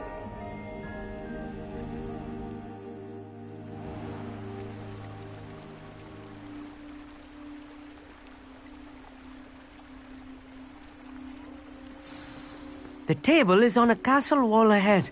Look for a stone platform, something that doesn't quite belong. We'll know it when we see it. Onwards we go. Some say the locations of the tables were originally marked by centaurs for ritual stargazing.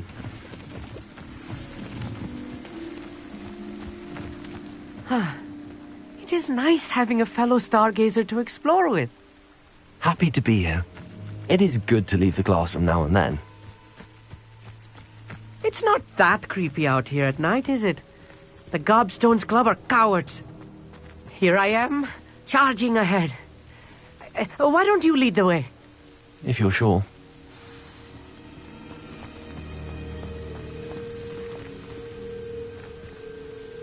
Amit, could I ask you something? Oh, certainly. Where precisely is the table we're looking for? According to an old astronomer's chronicle I found in the library, it may be somewhere along the castle wall.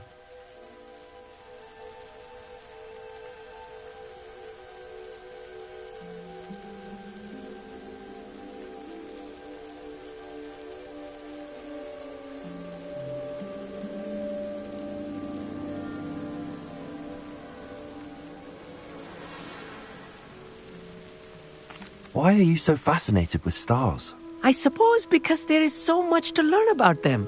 I mean, there is plenty to learn about a lot of subjects, but astronomy seems limitless. Always something new being discovered. They are forever discovering new moons and stars. In fact, they discovered a new planet just 50 years ago. Actually, that's all I wanted to know. Oh, very well then.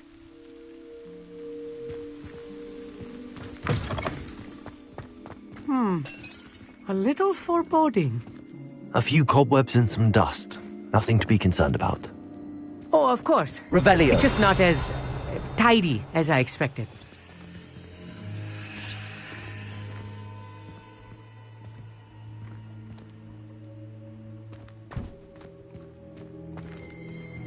Accio.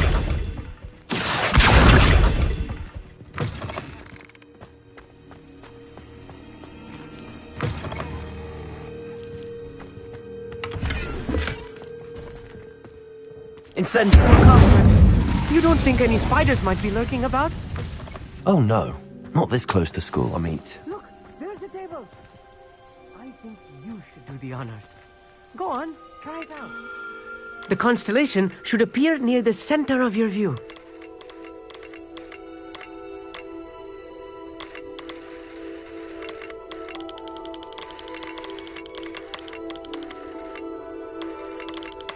As soon as you've lined up the telescope, we will be able to fill out our star chart.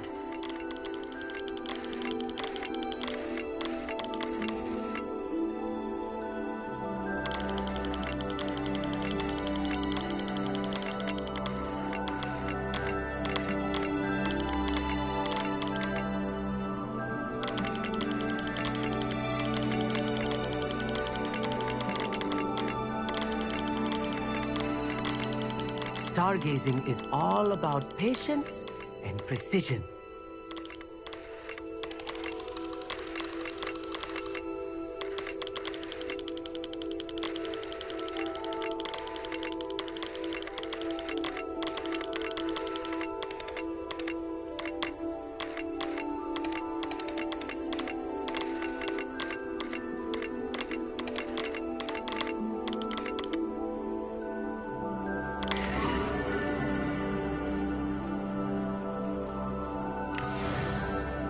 I was right about the tables. They really are gateways to the far stars, just as the book said. And your contribution was invaluable. Rest assured, you shall be credited in my memoirs one day.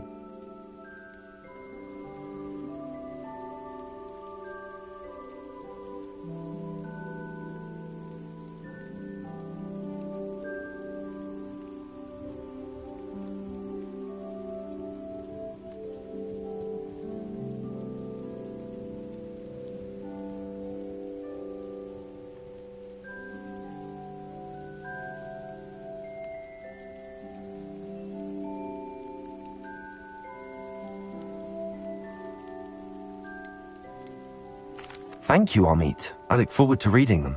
And I look forward to writing them. This is only the beginning. You will find more tables like this one throughout the grounds and forest, all beckoning to be discovered by a worthy astronomer. And if I have ever seen one, it's you. Oh, and about my old telescope, don't bother returning it. You should keep it. That's quite generous. Thank you. You are welcome. It has goblin-cut glass and a gobbledygook inscription. I'm practically fluent in gobbledygook, you know. It's all in the throat, really, gobbledygook, you know, and how you pronounce your R's.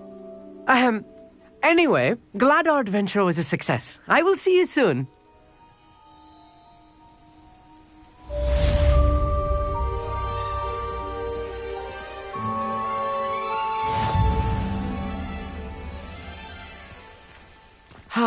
Never do get tired of seeing the astronomy tower at night.